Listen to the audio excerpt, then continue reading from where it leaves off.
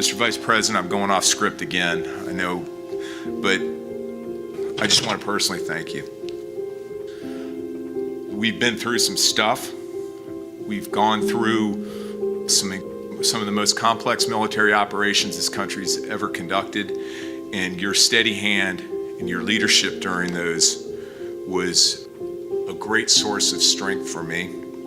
Thank you for your leadership. Thank you for your character. Thank you for your selfless service. Thank you for commitment. Thank you for being a mentor to me, Mr. Vice President. It's called the swamp. And you know what happened? And you know what I did? A big favor. I caught the swamp. I caught them all. Let's see what happens. Nobody else could have done that but me. I caught all of this corruption that was going on, and nobody else could have done it. Did I get that one right?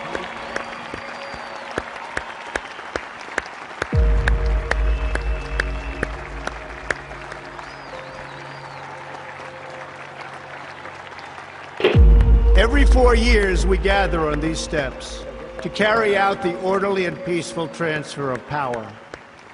Today's ceremony, however, has very special meaning, because today we are not merely transferring power from one administration to another, but we are transferring power from Washington, D.C., and giving it back to you, the people.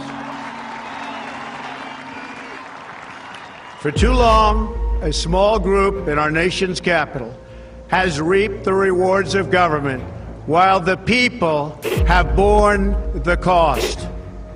Washington flourished, but the people did not share in its wealth. This American carnage stops right here and stops right now. The forgotten men and women of our country will be forgotten no longer. From this day forward, a new vision will govern our land. From this day forward, it's going to be only America first. This is a president of the United States who is a danger to the republic. America first. He knows he's an illegitimate president. The oath of office I take today is an oath of allegiance to all Americans. The great Trump recovery. America will never be a socialist country. I will fight for you with every breath in my body. Russia, Russian, pro-Russian, Russian, Russia, Russian, Russian, Russian, the Russians, Russian, Russia. And I will never, ever let you down. A dangerous virus is spreading rapidly in China, and U.S. officials are very worried that it could come here. This is really the worst attack we've ever had. This is worse than Pearl Harbor. This is worse than the World Trade Center. There's never been an attack like this. The time for empty talk is over. Now arrives the hour of action. What they're doing is using COVID to steal an election. Together, we will make America strong again. You know what it's about? Fraud. Fake ballots. We will make America wealthy again. They are trying to steal the election. Now, under the leadership of President Trump, we are fully realizing President Kennedy's prescient view of Special Operations Forces. We will make America proud again. And watch, please, those mail-in ballots. We will make America safe again. And in millions and millions of ballots. Their vote is under what they thought they needed. They're dumping more ballots in there, okay? And yes, together, we will make America great again. Thank you. God bless you. If we are right about the fraud, Joe Biden can't be president. Congress, the chair declares the joint session dissolved. And God bless America. Calm before the storm. What storm, Mr. President? You'll find out. Here's the moment you've all been waiting for. Here is Devolution. Devolution. With Patel Patriot. The best is yet to come. Congrats on this. I like this show, the Power Hour. That's got a good sound to it. All right, everybody. Welcome to the Devolution Power Hour Saturday night edition. Got a little bit of a change up. Both Chris and Patrick are unavailable this evening. And so I had to scrape the absolute bottom of the barrel to find some people to come on with me. And I found a couple. I don't even know how to describe these two, but anyway, they're here. They're going to help me for now. It won't be our usual golden Saturday Power Hour, but it should be enough to get by. Got Just Human and Bootleg Bright in the house. Maybe people will watch this episode on Saturday night for a change. Whatever. Anyway, I know. Well, first of all, thank you guys for filling in. I was being facetious with those opening remarks. You guys are great, or at least half of you are. And I know, Bernie Bright, you've been on the road this weekend, so yes, you're a little tired. I took Mrs. Bright up to the White Mountains of New Hampshire. She did find her way home with me, but yeah, it was a good trip. Swam around in some rivers with the wolf. Well, didn't sleep much, but it was fun. Well, good. Glad you made it back safely. You just made it home like, what, 20 minutes ago? Now you're popping on the show, so we appreciate that. I know you've been a little unplugged. I've been a little unplugged as well. So, but there's some interesting stuff going on. Definitely, we're gonna talk about Tony Podesta just because we discussed him on Wednesday, and he's already in the news right now, which is interesting. We're gonna discuss the Georgia lawsuit or whatever, that the investigation that Trump is involved in. Apparently, it's expanding, and then we're gonna get into the Comer stuff, some of the latest on that, and then I think the one I'm looking forward to the most to discussing is the Jack Smith investigation, because there's some interesting developments with that as well. So let's see what happens. Before we do, I want to get into, we'll do our first two ads of the night. I'll take the first one, and then if you want to take the second one, Just Human, that'd be great. But let's start with Field of Greens. Field of Greens guys have been with us from day one. I want to thank you guys in the audience for supporting Field of Greens, because by doing so, you've been supporting us. And not just that, it's such a great product, and there's really nothing better that you can do to, take control of your health and live healthier than by taking control of your diet. And that's what Field of Greens aims to do. It comes with a better health promise, And this is how you can get your full daily servings of fruits and vegetables. It helps you stay positive, helps you stay focused. It helps with your liver, your kidneys. I mean, pretty much all your major organs, your metabolism, everything. And again, the Better Health Promise. You can only find that at Field of Greens. So go to fieldofgreens.com, use promo code Badlands. You can get 15% off of your order. That is fieldofgreens.com, promo code Badlands. And again, I take this every single day, sometimes twice a day. So I cannot thank Field of Greens enough, and their product is amazing. I can't recommend it enough. So check it out. And then Bootleg, you want this one? Yeah, sure. All right, there you go, man. All right, guys. Summertime means backyard barbecues, pool parties, and the need for awesome food. Bootleg Products has got you covered. Now, some of my favorite products are the taco seasoning. But then last night, or 2 nights ago, actually, I realized I hadn't opened the mango habanero salsa, and I opened it up and tried some. Man, So good. it is spectacular. It So is the good. best mango habanero salsa I have. It's the best mango salsa I've ever had. It's delicious. These guys have salsa, chili, sauces, seasonings, all natural, made with no preservatives, gluten, MSG, or BPA. Bootleg salsa comes in multiple heat levels for everyone, but for those of you who love some heat in their salsa, you can try the hot ghost salsa, or if you really want to be brave, you can go for the 4-pepper death punch salsa. those 2 new products would make a great Father's Day gift for the guy in your life who really likes, things that are on fire. They have incredible seasonings like Mr. Rub's 1776 Founders Blend, Iowa Flavor Enhancer, Bootleg Taco and Fajita seasonings. I love both of those. Bootleg's Homestead Ranch dressing is so good. It has a cult following. My understanding is that that's the #1 selling product right now.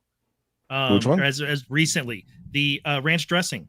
Yeah. Do you want to tell them why? Product. Do you want to tell the people why, Kyle? Well, apparently it's because the Defected crew have done such a good job promoting it. That's what that's my understanding. Yep. I actually was literally told directly by Kitty Gillespie that we are the kings of the ranch dressing cult now, officially. That's the power that Defected has. Yes. So Devolution Power Hour crowd, get on it. Get some Homestead Ranch dressing, get some salsa, get some seasonings. All of the recipes are individually crafted by the Bootleg team from simple, clean food. Go to bootlegproducts.com, use coupon code BADLANDS, and you will get a free bottle of Bootleg seasoning with all orders over $40. So go there, bootlegproducts.com, use the code BADLANDS. Awesome. And yeah, that mango salsa is phenomenal. Love that stuff. It is. I mean, all their salsa is great, but the mango one in particular, just absolutely love it. I would not recommend this. This is not Bootleg, but in New Hampshire, every time I go there is one place that sells this ghost, Mad Dog Ghost, and my brother eats it on everything, and I think it would literally burn a hole through my tongue. So you have to try that the new Bootleg one, the super spicy one. What is it called? It was like, okay, now I gotta open it back up. Hold up. It's 4-pepper death punch salsa, and then there's hot ghost salsa. Interesting. Yeah, I don't know. 4-pepper death punch. I'm not going to be able to. I don't think I can go from ranch, the most like vanilla of condiments, to ghost pepper. So I'll leave that to the experts. I'll let my brother try it though, because he is like he would be actually a legitimate critic of stuff that humans shouldn't consume, but that some like to. It would be a fun gig to be the one that like makes up the names for like super spicy stuff, because you just like make it sound as scary as you can. Yeah. Death punch. And what was the one that you had? Pretty right. This one's just called Pure Ghost, Mad Dog Ghost. But Mad then Dog there's Ghost. one. There's one up at shout out to Zeb's General Store in New Hampshire. People in New Hampshire know where that is. But they also have a brand called Hog's Ass. So that's just a brand that tells you exactly what they are. Apparently our link on Telegram is not working. Let me try this again. It's true. Let me do a quick post on that quick. By the way, guys, we are live on YouTube. So make sure you guys do us a favor. Go follow us, subscribe over on YouTube. Are we usually live on YouTube? That's not. We're live on YouTube now, man. I wonder I'll how long share the that'll link in a last. second. That's interesting. Let me I just don't think post those this YouTube algorithms like us very much. Well, YouTube just they just removed like their policy about censoring content related to the 2020 election. So we can say as much as we want that the 2020 election was stolen, and supposedly we're not going to get kicked off for it or get a strike for it. So unfortunately, we did get a strike back on April 5th or something like the 17th, 12th, somewhere in early April. We got a strike because of medical misinformation. And so we are unable to actually monetize our YouTube account until like July 19th or something stupid, like 90 days after we get a strike. Their policies are still stupid. Yeah. We're not going to change how we talk or what we talk about, but we're going to try to see if we can last on YouTube. So we'll see what happens. They're just a little better at the whole monetization game. Rumble's getting there, and we appreciate Rumble for all they've done, and we won't ever leave. There's like a whole language among content creators on YouTube where Yeah. they've been censoring themselves for so long that you can tell it's. I mean, it's impressive in some ways, but it's also become like this Orwellian shadow speak. Where they, where That's a they good word for talk it. around the election and they talk around. Again, it's impressive. They're getting the message out. Legit people there. But it's rough to have to train yourself to speak that way. So we will be doing no such thing. Yeah, we're not going to do that. But again, we're going to take advantage of all the platforms for the most part that we can. So we're on Facebook, we're on YouTube, we're on Twitter, we're on Rumble, we're on Foxhole, we're on Getter. I don't like streaming to Twitch just because of what they did to some of our content creators. Maybe someday we'll go back there. We'll see. But yeah, we're gonna keep doing what we do, and we'll keep growing because of it. So anyway, let's get into the news right away. Let's start with this first story. Again, this one is mostly interesting because of the relevance to what we just freaking talked about. Hold on. Wednesday night, right? Yeah, Wednesday. Are you sure this is the right link? Did I give you the wrong one? Tony Podesta? You gave me one from July of 2021. Oh, I did give you the wrong one. My bad. Hold up. Jeez, Kyle. Man. I mean, I only have about 100 tabs open. So I hear you. I've been there. My whole system crashed again on Tuesday night during Story Hour, and it's only crashed twice, and both were during Story Hour. So I'm gonna blame Chris Paul. Yeah, that's definitely Chris's fault. And by the way, yeah, Chris went to the movie premiere of The Great Awakening, I think it was, or whatever that new movie is. And so that's why he's gone tonight. And then Patrick, it was something to do with his studio space or whatever was like almost 90 degrees or something. The air conditioning's broken. and so he wasn't willing to suffer. Yeah, he remember that, audience. He wasn't willing to suffer, but that's okay. That's okay. This will be fun anyway. Is that the right link too? No, it's not. It's the wrong one. You sent me the Georgia probe again. I did. Man. I know. It's like 2. I think my mouse doesn't want to copy. Okay, now it copied the right one. There we go. Sure, it did. This is a very pro show, John. I know. It's okay. This isn't the kind of our normal show. professionalism we do on Sunday nights. We talked about cranes and backhoes and stuff for like 45 minutes on Sunday night. Why? Actually, because cranes are awesome. Yeah, where was that Minnesota place? You remember what that was called? If we ever do a GART in Minnesota, like Minneapolis, that's where that tank place was, right? Yeah, we're going to this place where we can bring the whole Badlands team and we can rent like literal tanks and drive over cars and pilot excavators and dig huge holes. No way. Yep. Yes. 100%. That sounds pretty badass. You can also shoot like a 30 caliber Browning machine gun, and it's like $1 a round or something. Yep. Well, holy shit! And you buy like 100. You buy like 100 rounds at a time, and you get to shoot 100 rounds through a machine gun for $100.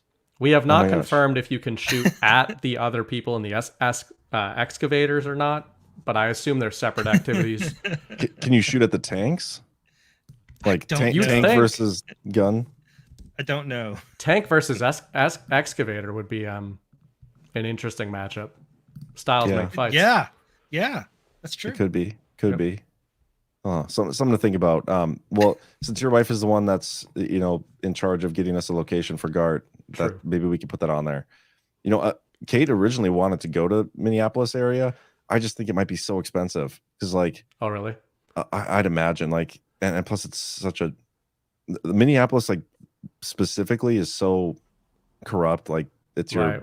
Well, that was like the deep blue. major riots and everything were there. Yep. But I mean, if we got a little further out to like some of the lakes that are near Minneapolis, they're really awesome, but they're like spendy as hell. I'm pretty sure. Like, there are some decent ones you can find that aren't very expensive, but I think they're pretty far from an airport. So I don't know. Anyway, Kyle, you want to walk us through this article? All right. So on Wednesday night, we were talking about Podesta Group being in Ukraine and then them closing, and they were under investigation, and that's why they ended up closing. And then Tony Podesta left the group, and the Podesta Group basically folded overnight when he left.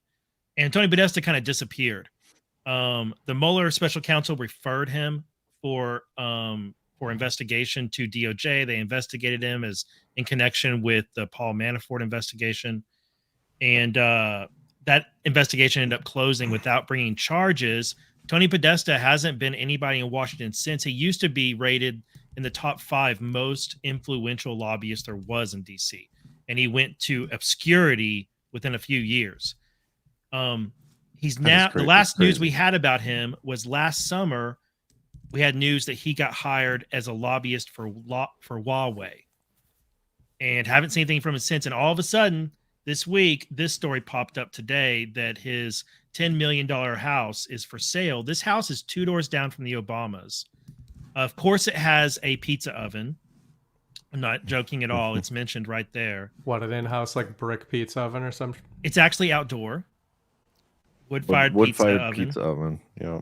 Does he have any Dahmer art in here? Is this where the famous Dahmer art was? I don't know if this is the house that had that art. It looks like that stairwell. It reminds me of it. I do know this house is like awesome. Like, I just, from a aesthetic thing, like the house is really interesting to me, its design and stuff. But I find myself scanning it, looking for any art that is typical of the Podestas, and I see some right there. That house looks very familiar. This house looks very familiar with certain dinners. Yeah. And gatherings of some of the Podesta's image. John, I don't know if you've seen some of that stuff. I mean, that's definitely the same a lot of it, but have you ever seen the Dahmer artwork that was in Tony Podesta's house? I have just not. The artwork in general? Nope. I mean, if anybody, I know you're not, but I mean, like, if anybody's on the fence about whether or not Pizzagate is real, yeah, go ahead. That figure, see that figurine, like that statue right there, the creepy freaking statue right there. It has art by that same artist that BB is referring to. So literally, I don't know so Jeffrey Dahmer was a serial killer, and he used to cut the heads off his victims and then pose their dead bodies. Yeah, I know about Dahmer. I know who he is. I don't know about the artwork aspect. So Podesta had sculptures of his victims in his house. No way. Yeah. He had sculptures of like how he would position his victims, and he had a painting of kids with red shoes on that were tied up, and they looked to be in the Vanderbilt mansion, the famous pool in the anyway. It's a deep dark rabbit hole, but anyway, if you've never gone down that dark rabbit hole, you will believe that there it is. You will believe Pizzagate is real quick if you look into Tony Podesta. This is that a is Dahmer victim? That is a sculpture of how Dahmer used to pose his victims after he was done with them. He used to pose them that way. What the hell? And that one doesn't have a head. Yeah. I want to see if this is the same stairwell. It reminds me of it. A lot of these digs, these were some of like the early digs into 2017 and 18 that were that really sent people down some dark rabbit holes. But it's sort of the ones that's why, besides their connections to campaigns and everything, a lot of Anons have had their eye on these guys in particular for a long time. Yeah. And the drops tell us that Yeah. Podesta gets indicted. So Right. That too. I mean, so it literally says 11.3 Podesta indicted. Yeah. No way. So everybody's been looking for it, and we thought, I mean, when Tony Podesta was referred by Mueller, it was like, oh, he is going to get indicted, but then that case apparently closed. Mm-hmm. Well, I'm sorry. I'm looking for this on Zillow to see if I can get more pictures of the place. Okay. You can continue with what I cut you off, Kyle. Oh, like right yeah. there. Yeah, it looks to be that stairwell, doesn't it? Well, no, this come on, load. The statue there. Yeah. It's disgusting. What in the world, dude? It's like a house of horrors in there. Dude, that is an armless, headless person, and then another armless, headless person behind them. Yeah. Doing a thing. So that kitchen looks very similar to pictures that we've seen of John Podesta with the famous finger picture. You know, he had the what's it called? What's that symbol? The fish hey, John, symbol. Click on that pizza oven. I want to see if that pizza oven had any art. Or nation or anything. Right there. Right there's here? the oven. Yeah, there's the pizza oven. No, it doesn't look like there's any art on it. Yeah, I can't really zoom. I was just in curious if there was. Of course, I'm sure that some of the stuff was removed from the house before they put it on Zillow. But he still left some creepy art in there. Dart 2, you're looking at the location. The Badlands team will be staying here. Is this the picture you're talking about? Yes.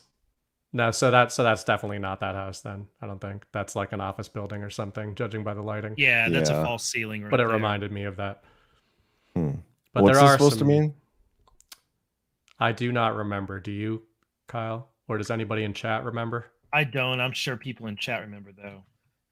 Somebody said fish, Osiris, and 14. I guess that's fish and 14. Huh. Yeah, a lot of these digs came out. You know, it was the worst digs, and the ones that were like most incriminating were Alephantis's Instagram account. I don't know who that is either. James Alephantis. It was he's a pizza parlor owner in DC who was that's right. Comet named Pizza? Comet Ping Pong, and he was named like one of the most influential men in DC. Instagram account, it was amazing though. It's people in the chat are saying like the in plain sight nature of these people, you know, like, and anytime I know this is an aside, but obviously this is why the Podestas are relevant to us in a not just in a political manner, but there are like anons and there are researchers who don't go into this stuff. Like Kyle and I have talked about this before, and we don't even talk about it that much. But it really does underlie their whole system. You know, not necessarily all of these corrupt people are involved in this kind of stuff, but it certainly seems to bind a lot of the nodes in that network together. A lot of influencers, a lot of politicians, a lot of financiers and everything, and ties them to the Epstein stuff. And, you know, this is what ties all these people together. So it's important to never fully lose sight of that. I think it will come back in a big way into the public story at some point. What about which it was John Podesta John Podesta that showed up in the Clinton laptop emails, right? Yes. Okay. And that's what was he like famous for in there? Well, John Podesta was talking in code about various things, and you're like, okay, well, I don't know what this code means, but it's pretty weird, and I know it definitely doesn't mean what it literally says. Like I think some of his were talking about food and other events, and it just didn't pizza make and hot sense. dogs and everything. Yeah, they were talking about that. That was where the Obama hot dog party came in. Famous Obama hot dog party that I believe that Podesta planned, and he that order came from Chicago. The order of the hot dogs. It was basically, I don't know if you'd heard of that, John, but there was a White House party where there was $60,000 worth of hot dogs were ordered, requested by that's right. Barack Obama, which you definitely just do that at a dinner at the White House. It wasn't like a banquet. We're not talking like, oh, this was some big banquet or he was hosting some NCAA football team or something like that, and they ordered a bunch of hot dogs. And remember how Trump fed like a whole football team or whatever, McDonald's or Burger King? It wasn't something like that. It was a private function. Actually, it wasn't even at the White House, was it? I don't think it was. No, I think it was a private residence. Yeah. And he ordered $60,000 worth of hot dogs. And anyway, the background of this, who did a great short video on this long time ago? Ben Swan. Do you remember that name, Kyle? Is it Ben Swan? He was like a mainstream media host, news TV. Sorry, my brain is messed up. Yeah. TV host. He did a great video that I think you can still find on Rumble, basically talking to normies on this mainstream media broadcast about James Alefantis. And he goes into, like, he's saying that, oh, the Washington Post, all these people are saying that it's debunked and that Pizzagate is debunked. And he goes through, he doesn't say it's real, but he says, here's what people online are actually digging into. And he goes through, like, in 5 minutes, all these data points, and basically where the hot dogs and pizza and all pasta, all that stuff comes from is literally in FBI documentation. In the FBI code book, they train their agents to look for those code words in text messages and email exchanges between suspected pedophiles, because those are known code words among pedophiles. That's why it's not something that like Anon's made up and just like created a cipher based on what we think these people were up to. It was that they were talking to each other about, I like pizza. Make sure you have enough pasta. How many hot dogs do you need? $60,000 worth? And those are all known FBI code words. Oh, now we really do need a warning on this show, because this art is disturbing. Sorry, yeah, guys. As it not gets. for little kids. But this was posted on Twitter. This is supposedly artwork from Tony Podesta's house. Yeah. And some of the inspiration for it, like the actual inspiration for it, which is nuts. But yeah, this is disgusting, to say the least. I don't see the worst one here, in my opinion. The worst one, and it's definitely up for debate because it gets so bad, but the worst one to me are the kids that are inside the like Rubbermaid pool things, like the Rubbermaid like storage containers. Oh yeah, they're all like, there's like 3 up. kids folded up inside storage containers. It's creepy as can be. Yeah, there's one with kids that are tied up. Oh, there's the tile there with the one up the top there in the middle. And the fish symbol. So that looks eerily similar. I mean, identical to the Vanderbilt pool. Really? Yeah, at the Vanderbilt mansion.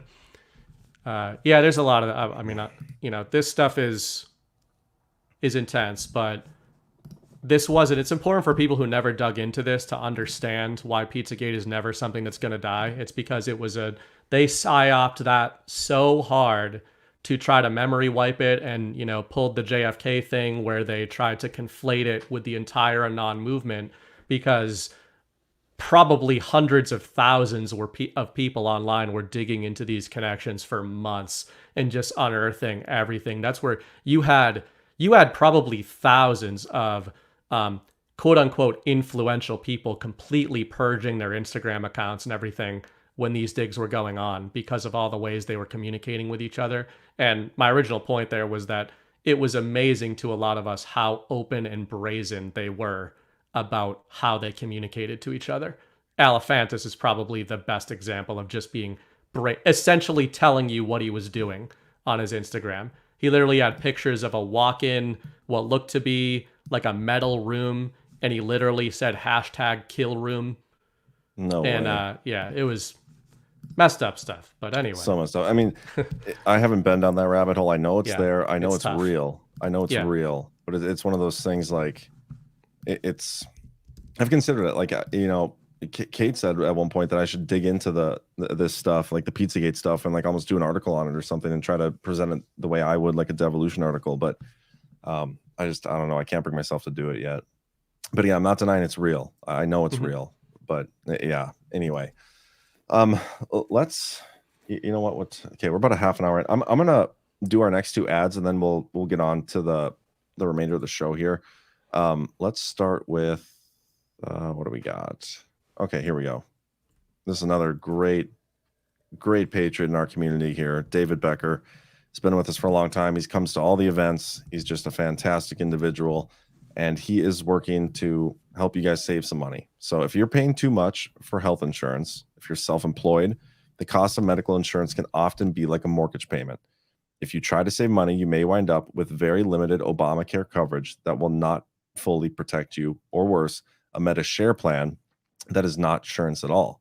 Fortunately, there is a solution. For over 30 years, David Becker of Mid-Atlantic Business Alliance has been helping self-employed individuals save money and get better insurance. If you're paying for your own medical insurance, give David a call at 609-577-8557. There are proven ways to substantially reduce your cost without sacrificing coverage. Call Mid-Atlantic Business Alliance at 609-577-8557 to see if David Becker can help. Once again, that's 609-577-8557 to talk with David Becker. And guys, again, David Becker is a great patriot. He's a great member of this community. I absolutely love the work he is doing. And there's no risk in giving him a call. Like, it doesn't matter if, if you have your own insurance, why not look to just see if you can save some money? It's that simple. Get a quote and see what he can do for you. He's helped a lot of people in our community switch their insurance. So check it out. And then our final sponsor today is actually Badlands Media. The Badlands Marketplace. Really drying up out there. What was that? I said it's really drying up out there.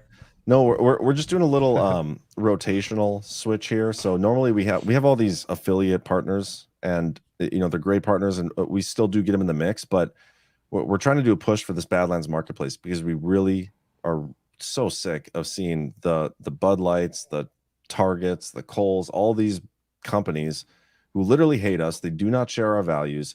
They support all the values that we are 100% against. And we're sick of seeing these companies just, they can take a 10% hit and still be worth billions and billions and billions of dollars. Like, get the fuck out of here. Sorry.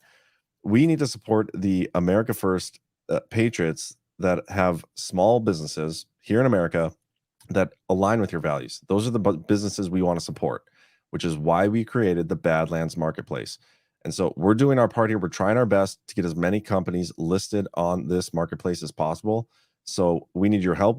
If you are a business owner, or if you know somebody who is a business owner, a small business owner, whatever, get them to list themselves on this website. And then the second part of this is up to everybody else in the community. When you do your shopping, you got to do it here first. I'll be the first to admit we don't have everything yet. We're still building this out. But at least look here first to see if you can find it. Because if you can find it, support the people who share your values. Support the America First small businesses before you go to the big woke corporations like Amazon and whatever. I know it might be less convenient, but you got to put your money where your morals are, and this is how you do it. We're doing our best to create our parallel economy, but we need your help. So badlandsmarketplace.com, or you can go to badlandsmedia.tv and click on the marketplace, search through the directory, or sign yourself up. We need you guys to do your part here. So awesome. Let's keep going, man. Let's do the Georgia thing. If you want to walk us through this as well, Kyle. We're going to have you walk us through everything tonight. Hold our hand. All right. So Willis down in Georgia, Fulton County DA, that's been investigating Trump and Trump associates for their role in the 2020 election. That case has been pretty interesting. And we know that, or at least she said that she's not going to bring any indictment, any charges until like July or August, which is pretty weird for a prosecutor to say that I'm investigating all this stuff and I've been running all these grand juries for 2 years. Don't expect me to bring any charges until this date. I mean, it's just kind of a weird thing to do. I feel like she's leading on some of her supporters to try and maintain support for what she's doing. That's why she's teasing that. But one thing that recently happened in this, that just the news came out yesterday, is that the probe is expanding to other states. And what makes this particularly interesting is that it's out of Georgia. Georgia has a RICO statute that I didn't know this. I learned it from reading this article. Georgia's RICO statute is one of the most powerful in the country and allows for a prosecutor in Georgia to bring RICO charges on both state and federal crimes. And so if she were to charge people under a Georgia's RICO statute, the speculation is that it could actually be pretty groundbreaking and history making and would get challenged up the ladder to SCOTUS potentially, because nobody's ever really brought a RICO case for over a federal election, but bringing it out of a state statute instead of a federal statute, like this all gets into some pretty complicated legal questions about whether or not she can actually do what she's trying to do. The meat of this story, the real revelation, besides explaining to different states, is that she's subpoenaed information from two groups that Trump hired, Simpatico Software Systems and Berkeley Research Group. They were hired after November 2020 to do an investigation into the election to see if it was stolen. And the reporting is, although nobody's ever seen what they found, they produced the report, they gave it to the Trump people, and then it was never made public. The explanation is that it disputed Trump's theories and that it did not prove the election was stolen. So Trump never released it. That's what the story is. But here's Willis subpoenaing information from these companies. Now, what she may be trying to get at is that Trump knew he didn't win. He knew the election wasn't stolen, but he was lying to people and saying it was stolen. And if that's the case, then he was misleading people, and he was misleading all these lawyers, and having everything he did now follows under, he may have misled people, which could lead to a crime because he knew it wasn't stolen, but he acted as if it did, or as if it was. So she's going after these companies, but these companies, what did they do? They studied other states. So her investigation is now reaching into the other swing states like Arizona and Nevada and Michigan and Pennsylvania and Wisconsin. Suddenly, we have Willis investigating the 2020 stolen election. By extension, she is, because she's getting into the reports that Trump's team gathered about the theft and the fraud. And then we also have Special Counsel Smith investigating the 2020 election. But they're both doing it under this narrative of, they're out to get Trump. Grr. Now, Willis, I don't think is some secret white hat. I think that she's running a political investigation, but I don't think Trump did anything wrong. And I don't think she's going to be able to find a crime on Trump. However, I would not be surprised if she finds a crime amongst some swampy Republicans. Interesting. Because she's calling in tons of different Republican lobbyists and lawyers and research group. And then a couple weeks ago, she got into Coffee County, Georgia, where it looks like she's investigating outside of her county. She's in Fulton. She's investigating this breach of the computer in Coffee County by some people who weren't supposed to get access to it, and they did. So I really think the probability here is that some swampy Republicans, or just some Republicans who messed up, get charged by her. I don't think Trump or Rudy or any of those guys get charged. Yeah. Interesting. Looking at these research groups, this article stuck out to me. And this article is this was within the other article that you sent, the Georgia one, the original one. This dates back to February. There's a lot of according to people familiar with the matter, there's a lot of those in here, which I always doubt those are real or those people exist, because it says here that none of these results or anything was made public or private. I mean, almost think of it like this: if you're Trump and you know the election was stolen, you have military evidence that the election was stolen, you have all this stuff showing that the election was stolen, and you want to implement something like devolution, it would almost make sense that you would go and get an outside group's opinion, or maybe multiple, on what they could find based on statistics, and that's what they did here. And I'll read through some of this, but you would go and get their opinion to almost validate the information you have, you know? And so it's very interesting that they hired these firms and they didn't present any of it anywhere, because even in this article, they say that they found stuff that was weird and they found anomalies. They looked at everything: change of addresses, illegal immigrants, ballot harvesting, people voting twice, machines tampered with, ballots that were sent to vacant addresses that were returned and voted, said a person familiar with the work, blah, blah, blah. The findings were not what the Trump campaign had been hoping for, according to the 4 people. While the researchers believed there were voting anomalies and unusual data patterns in a few states, along with some instances in which laws may have been skirted, they did not believe the anomalies were significant enough to make a difference in who won the election. And it's always funny when I hear that, because how many times have we heard that? Like, we've heard that about so many different scenarios. Like, you know, yeah, there was a little machine fraud, but it wasn't enough to change the outcome of the election. And yeah, there was a little, you know, mail-in ballot fraud, but it wasn't enough to change the election. And yeah, there was some illegal immigrants voting, but it wasn't enough. Maybe individually, none of those were enough to change the election, even though they probably were. But you add all that stuff up when there's like 40 individual instances in a state where something happened, but it wasn't enough to change the outcome of the election. At that point, you're probably at the point where it did change the outcome of the election. But this is very interesting that they had these done. So yeah. I'd like to look into these groups more.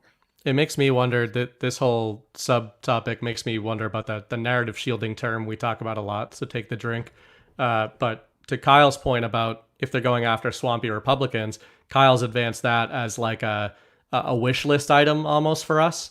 Which hear me out or hear Kyle out. It's about, you know, you want them to go after swampy Republicans.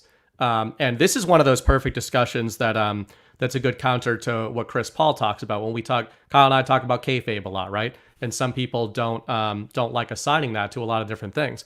But this situation with Willis is a perfect example of one where you don't have to go down the kayfabe rabbit hole. You can say these people are baited into destroying themselves. Basically, Chris even said something about that today. Chris doesn't disagree with that, by the way. I'm just saying some people get annoyed by the kayfabe conversation, where in this situation, if they're baited into going after swampy Republicans, what does it do? It grants perfect narrative shielding to then go after all the Democrats. You then get, you know, John, your point about them admitting these things, I kind of refer to that as Overton's goalpost, where it's all about first X conspiracy is not true and does not exist. Then it's, well, it's true in these cases, but it wasn't enough to affect the election. Then it becomes, well, it is true and it did affect the election, but not enough to change it. Then it finally graduates to, it is true, it did overturn the election in our favor, and that's a good thing. And that's the progression of where they go. So if we can get them, meaning the media industrial complex, swamp creatures, to go after rhinos or swampy Republicans, then it's perfect because they lose all that shielding and we gain all that shielding in these cases. Yep. Well said. The way you get people in the middle of the country to get concerned about voter fraud is to, and especially people that are Democrats, is to show them some Republicans who committed voter fraud. And then all the MSM will go crazy about these Republicans who committed voter fraud and engage in some sort of something to interfere with an election. They'll go crazy for that, and they'll rub it in Trump's face over and over again, and in MAGA's face over and over again, and we'll get mad about it for a time, but then it'll boomerang back on them. It would actually be kind of perfect in addition to swampy Republicans.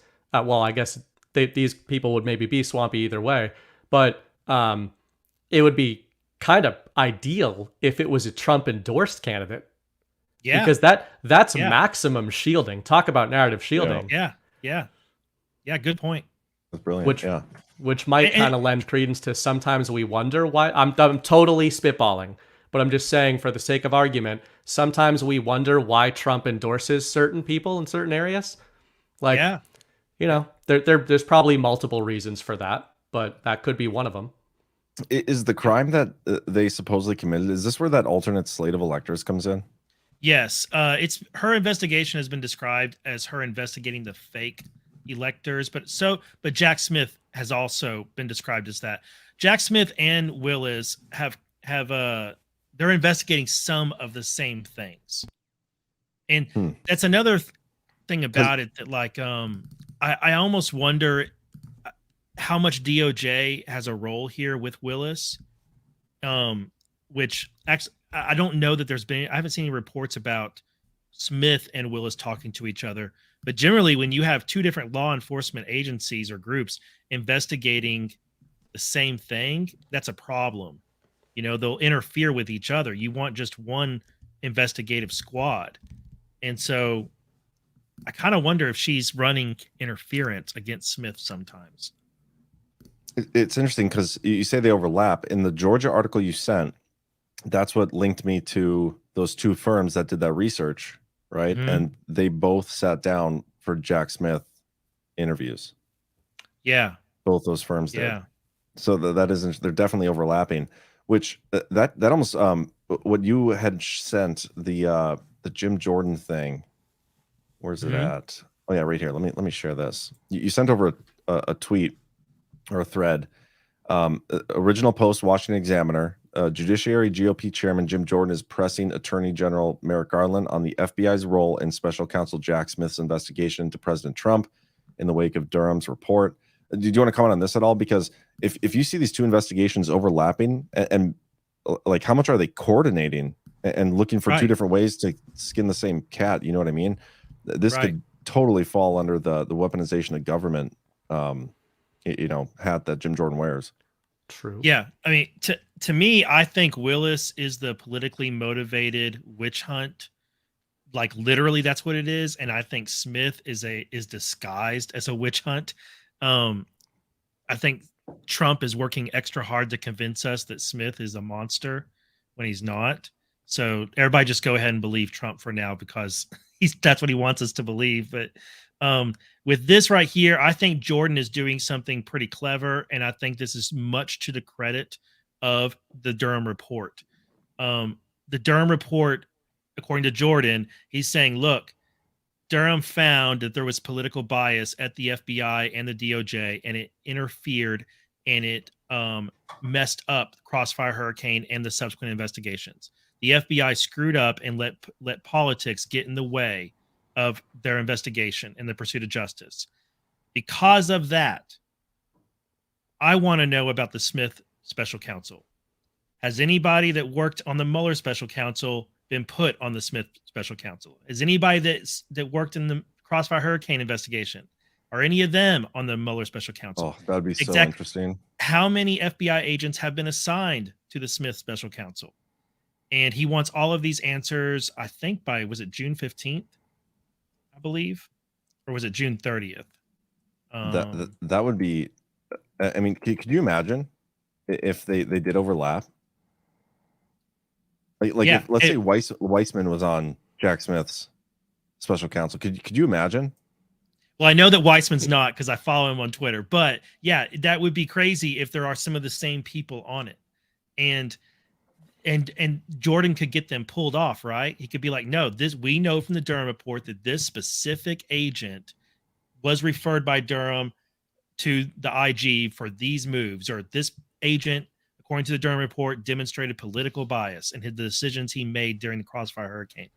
So it's just one way that the Durham report is already paying dividends because Jordan can cite it, right? I mean, think about it. Durham report comes out 2 weeks ago. Jordan is already using it to get oversight on Jack Smith and what Smith is doing right now.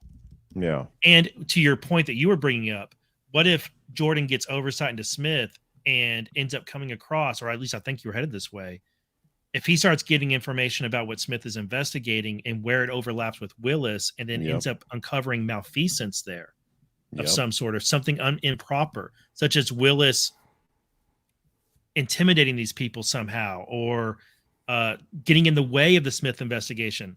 So, I mean, that would be the perfect way to end both those investigations real quick, is show that they overlap and have some sort of political, malfeasance involved between the two of them.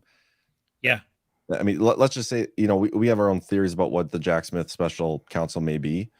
And it's also interesting to note that Mike Pence was cleared of any wrongdoing in terms of the classified documents. And then what was Trump's post again? It was something you told me before, like he's at least DOJ sent a letter to Pence on June 1st, letting him know that they had closed the investigation into his classified documents. Trump posted that on Truth Social and said, "I'm at least as innocent as Mike Pence is." That is awesome. And I mean, Trump's literally telling you guys, quit hating on Pence. To me, that's what Trump is saying. He's like, quit hating on Pence, people. He's innocent, and so am I. We were president and vice president together, for crying out loud. You voted for us twice. Quit hating on Pence. It's such a good point, though. I mean, so from the article here, former President Donald Trump declared that he was at least as innocent as his former Vice President Mike Pence on Friday, after the DOJ declined to bring charges against Pence for the alleged mishandling of classified documents. Trump, who was the subject of a special counsel investigation related to classified documents found at Mar-a-Lago last year, claimed he should also be exonerated of any wrongdoing that's tied to the documents.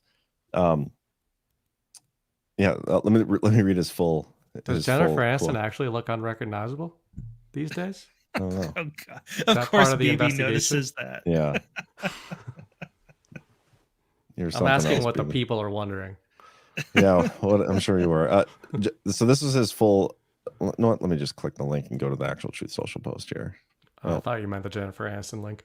No, I'm hey, not that you know what? interested. It's cool that Washington Examiner actually links to a Truth Social post, because a lot of outlets aren't doing that as a snub to Trump and Truth Social.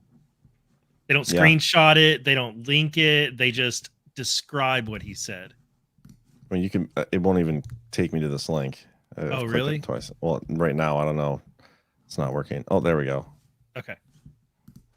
Okay, just announced that they are not going to bring charges against Mike Pence on the document hoax. That's great, but when am I going to be fully exonerated? I'm at least as innocent as he is. And what about Joe Biden, who is hiding at least 1,850 boxes, and some located in Chinatown, D.C.? When will the witch hunt against Trump stop? But it's a great point. I mean, Trump, if anything, if Pence is innocent, Trump should be too. Trump had the full authority to declassify documents. Pence didn't. And so if Pence had documents, like, why does he get off the hook, but Trump doesn't? So it's definitely interesting. But I was going somewhere else with that. We have our own theories about the Jack Smith investigation, and whether there might be something else that he's actually digging into. It's still fascinating to me that we have dueling special counsels over the same thing, the classified documents. I mean, what are the freaking odds of that? I mean, I know Jack Smith's his scope is a little bigger with the 2020 election stuff, but still, and this almost leads us to that other story. But that's the story I want to close on, the Iran story with Milley and whatnot. So we'll close on that. But let's go to the Comer stuff, unless you guys have anything more you want to say on this. Tangential to this on just election stuff, it sounds a little silly, but I think it was Jay Signs submitted a Rumble rant a little while ago that I just winked. I thought it was interesting, and Kyle will like it with the simulation. What's the name of Arizona's professional baseball team? Welcome to the simulation. That kind of hit me like a ton of bricks. And maybe it's because I'm tired. The Diamondbacks. The Diamondbacks. I never the Arizona Diamondbacks. I know it sounds silly, but like it hit me. I was like, that's kind of clever. Then I was like, wait a second. I mean, it's when we think about so he framed that as the simulation winking at us, as in Trump's always saying, when somebody steals the diamonds, you have to return the diamonds. You have to get the diamonds back, right? And always in reference to the 2020 election or election fraud in general, right? Now, he's talking about the simulation winks at us. Isn't it coincidental that the Arizona Diamondbacks are named as such? I might look at that more as, are these some of those nods and winks that Donald Trump gives to Anons? And, we all joke sometimes where Trump and Patriots are probably sitting there sometimes being like, come on, we've made this one so obvious and they haven't gotten it. Like we'll get some, like John and Kyle will do these deep dives and get this stuff that they were not supposed to get. But then like some of the obvious jokes we haven't gotten. And it just maps onto a concept that I certainly, or a belief I certainly hold when we've talked about, John, you talk about a lot, like we need remedy for election fraud. And in my opinion, I agree with that. And I also think that we need very public remedy and disclosure of election fraud. Even if I do believe that Patriots could unrig 2024, I believe we need public mandate for a change in election fraud system. My argument there, I think Kyle might agree with this, is that can't come through initially a Donald Trump focused election. I've always looked at Carrie Lake and gone, what if it's her, right? And obviously she's in the election fraud case, but certainly an interesting little nod because it's Trump who's always saying it. It's Trump who's constantly pushing Carrie Lake and getting the diamonds back. So I don't know. I mean, I thought that was a clever, interesting little.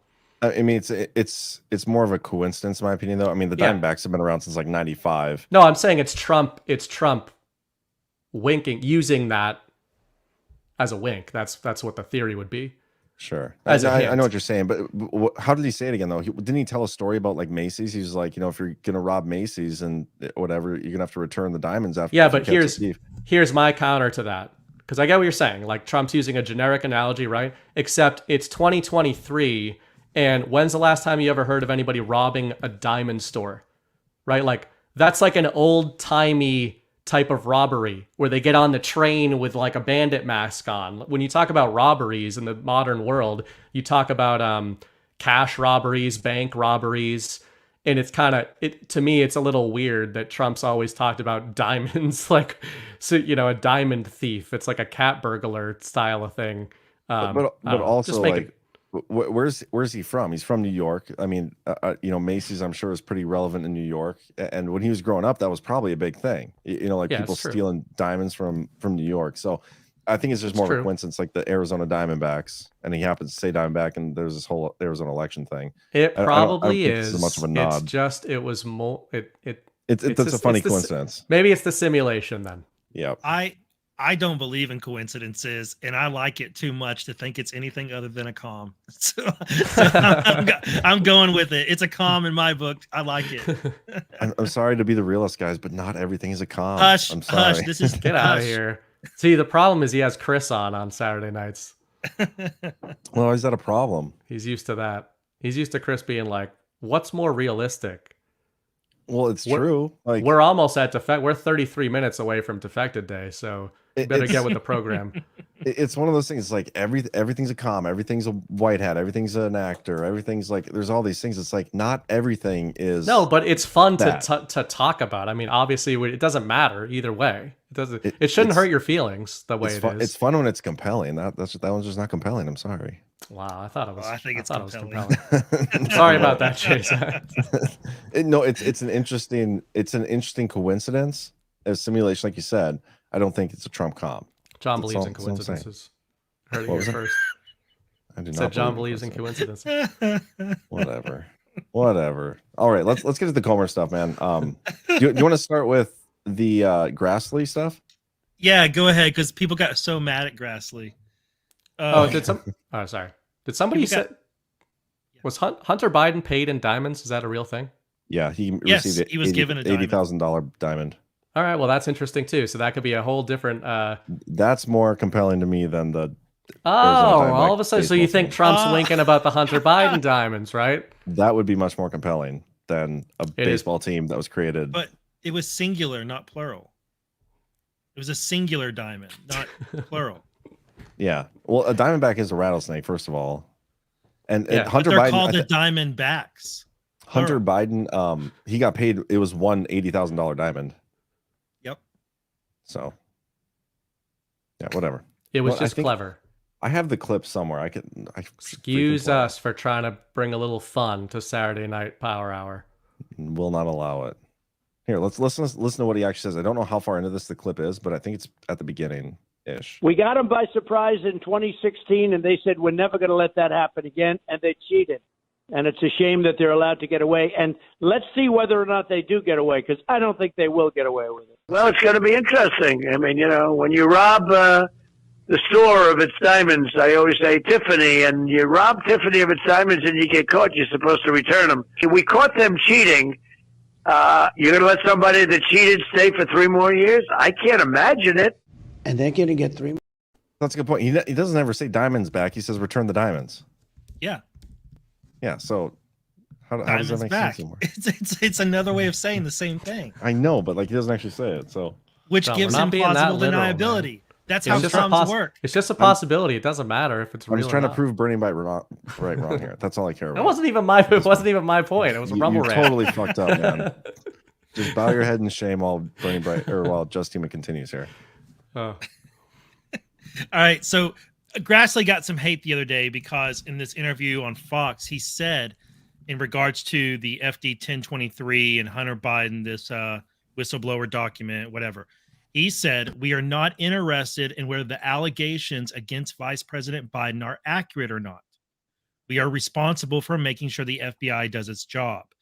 People got mad at him because of that first sentence. And they were wrong to get mad at him. He's not, what he's talking about is that Congress doesn't have, it's not their role in the Senate or the House. It's not their role to determine whether an allegation is valid or not, or accurate or not. But it is their job to provide oversight to the FBI. And that's what they're interested in doing in regards to this FD 1023. So that was the point he was trying to make, and it got turned into a let's hate on Grassley for the next 24 hours or so, which was stupid because Grassley's literally one of the greatest people we have in the Senate. Like, it was terrible. Anyway, we got some more information. If you want to go to the next one I sent you, or just scroll down. Right there. Yeah, multiple Justice Department whistleblowers have come forward to Grassley, which, by the way, fulfills a Q drop. The Q drop literally says, go to Grassley and Graham. They will take your phone call. Follow the Whistleblower Protection Act. Oh, that's great.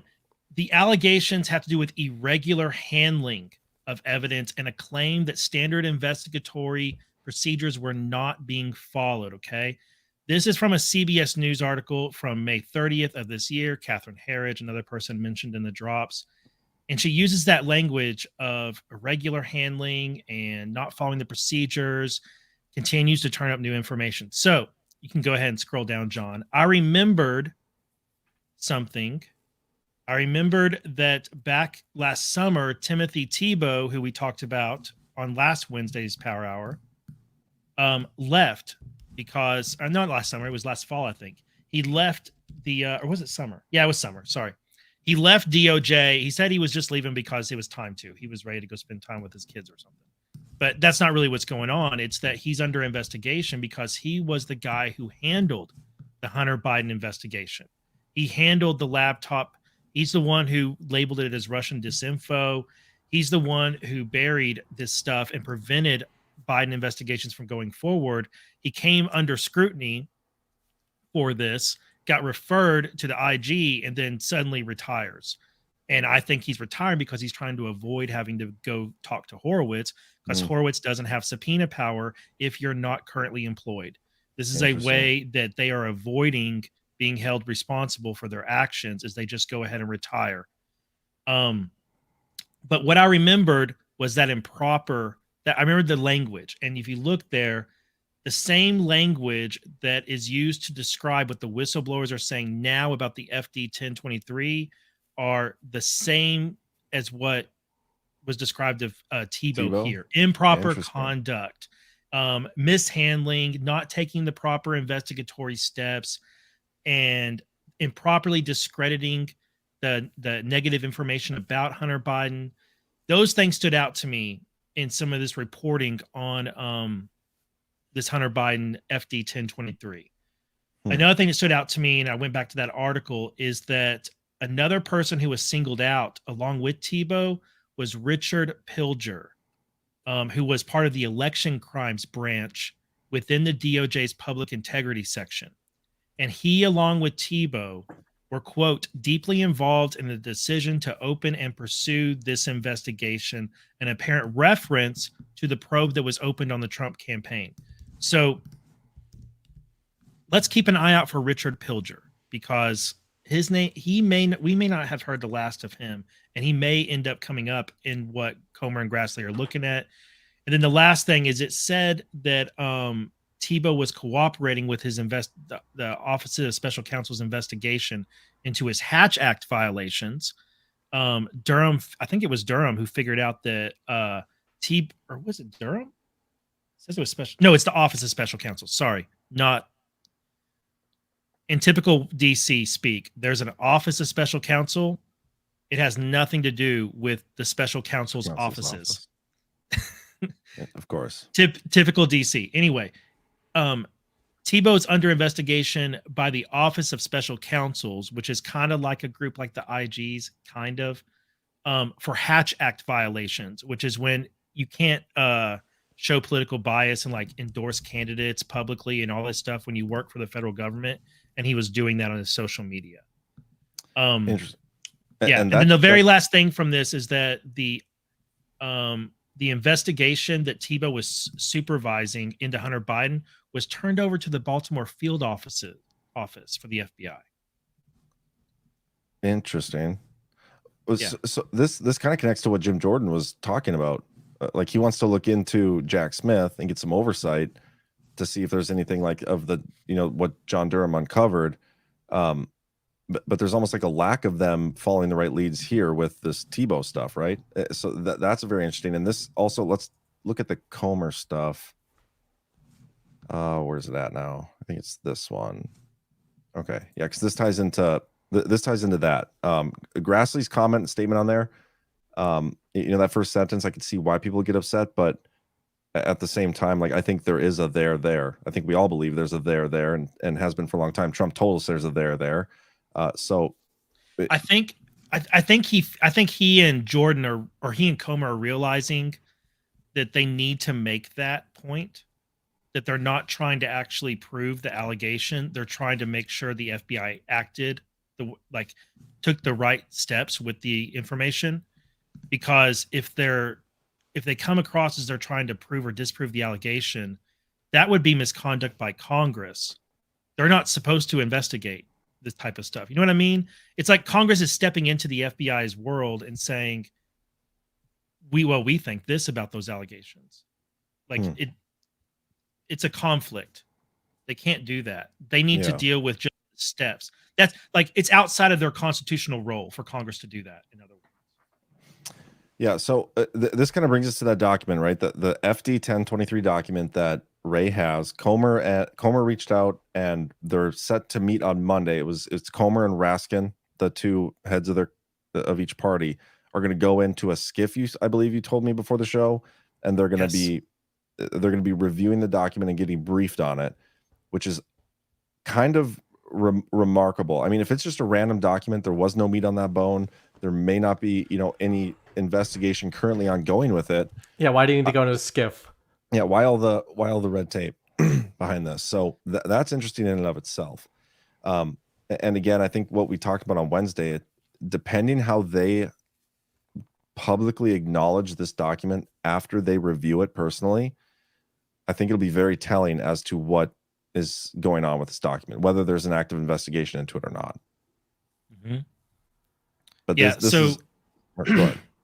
this new information right here from Fox News tells us that the FD-23 form that is a product of an FBI agent talking to a confidential human source, that confidential human source worked for the FBI for years on a number of investigations going well back into the Obama administration, and that this CHS is highly credible, quote unquote, and is deemed trustworthy. So you have a CHS that is not just some random guy.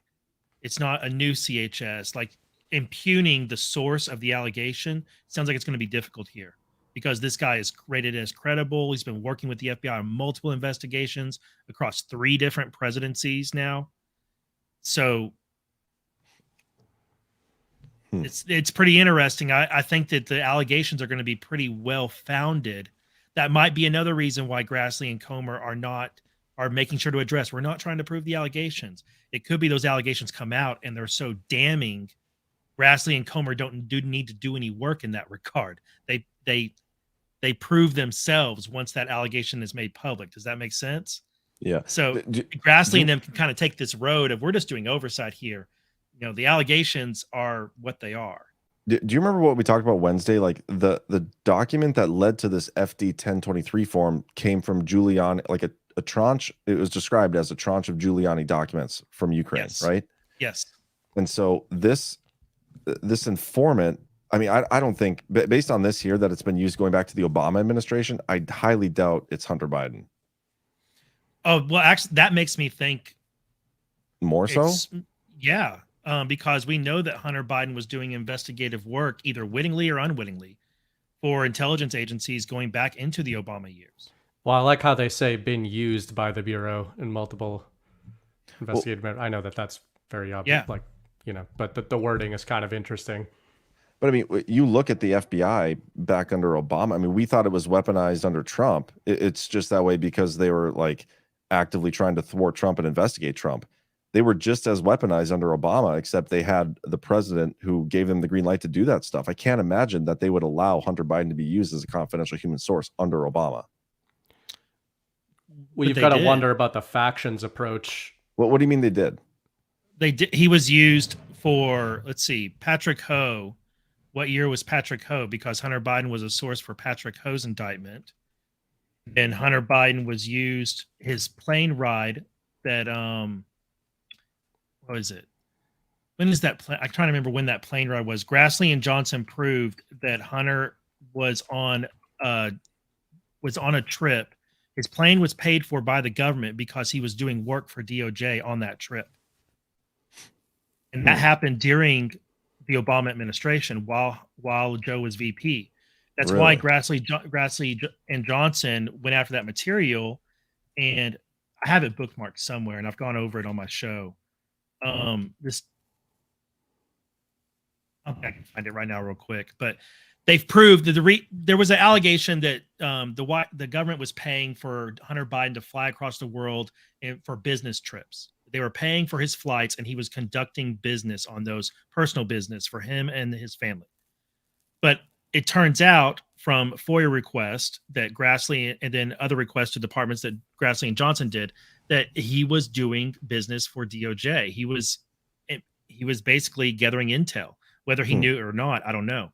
But you think about all the people that Hunter was around, the people involved in his businesses, look at how many of them wound up in prison. It makes far more sense that Hunter was informing on them and flipped and started telling DOJ and whoever else everything they wanted to know in order to save his own skin. And so they made him a CHS. And that would fit with the description here because that would go back into the Obama years, rated as highly credible, quote unquote. I understand why people would think, well, Hunter's not highly credible. He's a crackhead. But if the material he turned over was credible, then that's how they're going to rate him. He would have had to turn it over to Giuliani, though, wouldn't he? Because they're the ones that stemmed this whole thing. He may have. That would be interesting. It doesn't have. Sorry, but it doesn't have to be that he turned it to Rudy Giuliani. It could be Giuliani found pieces of something, right? And then they went to Hunter, their source, who was already a CHS with them, and he gave them more pieces. Do you see where, like to me, I'm just trying to think logically. Like they shut down any investigation into Hunter, like Tebow did all this stuff, but yet there are aspects of the FBI using Hunter as a confidential human source. Like I just don't see where that. Well, what if they shut it? It's hard to. What if they shut it down to protect him as a source? But we know there's an investigation ongoing into it. Him into Tebow for his Hatch Act violations. Well, David Weiss investigation into Hunter. I mean, that has to do with not registering as a foreign agent. Well, right? we don't know for sure. No, it's not just that. It's supposed to be his taxes, and Paul Sperry said that it potentially sparked the whole classified document scandal. Now we believe that may not be the case, but we just don't know for sure. There's not enough public information out there. We do know that Hunter and his lawyers met with Weiss and his team recently. I mean, that's an interesting development. Weiss has supposedly been able to bring charges since like October of 2022. Why hasn't he? Also an interesting little nugget, because that's right before the whole classified document scandal kicked off into Biden. That was like November. So yeah, I don't know. I'm still skeptical that he would be the human source. But I mean, it is possible. Anything's possible. I still don't. I don't track with that line of thought.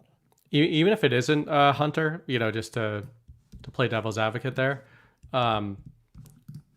this is reductive, but with these investigations and sources going back to the Obama administration, it really sort of bolsters a lot of the communications coming out of Kash Patel and people like that talking about, and that Kyle's argued for a long time, in terms of how many patriots there are and have been at the FBI and DOJ, even going back to that era. And it sort of lends credence to the idea that the infamous seventh floor at the FBI, that you had this sort of island of deep state DOJ assets, but there were a lot of patriots in there as well. And then, sometimes you could also be used as a source without, at the beginning anyway, knowing that was going on.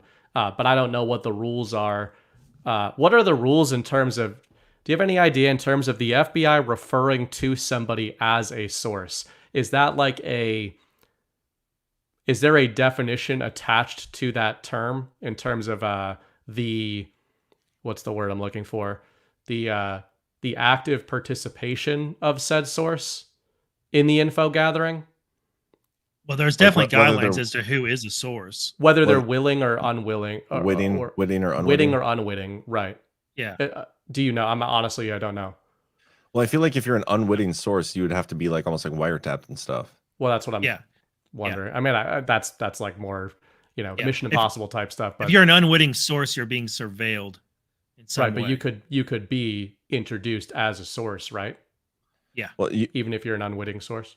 Well, I mean, in that case, you would be under investigation, and then if they bring you in, then they would almost flip you at that point. That's when the flip would happen, right? Yes. But my point there was, I didn't put that very well. My point there was saying that, let's just say at that time, Hunter hadn't actively flipped. If it's Hunter, if we go with that scenario, it's possible or possibly even likely that it started in that direction. It was unwitting became witting. How long was it unwitting, and when was it unwitting? Would it make more sense that during this time, I don't know if this was what you were saying, Kyle, but during that time, perhaps he was unwitting, became witting further on down the line. Yes. And also, if this was during the Obama administration, at least some of this stuff, the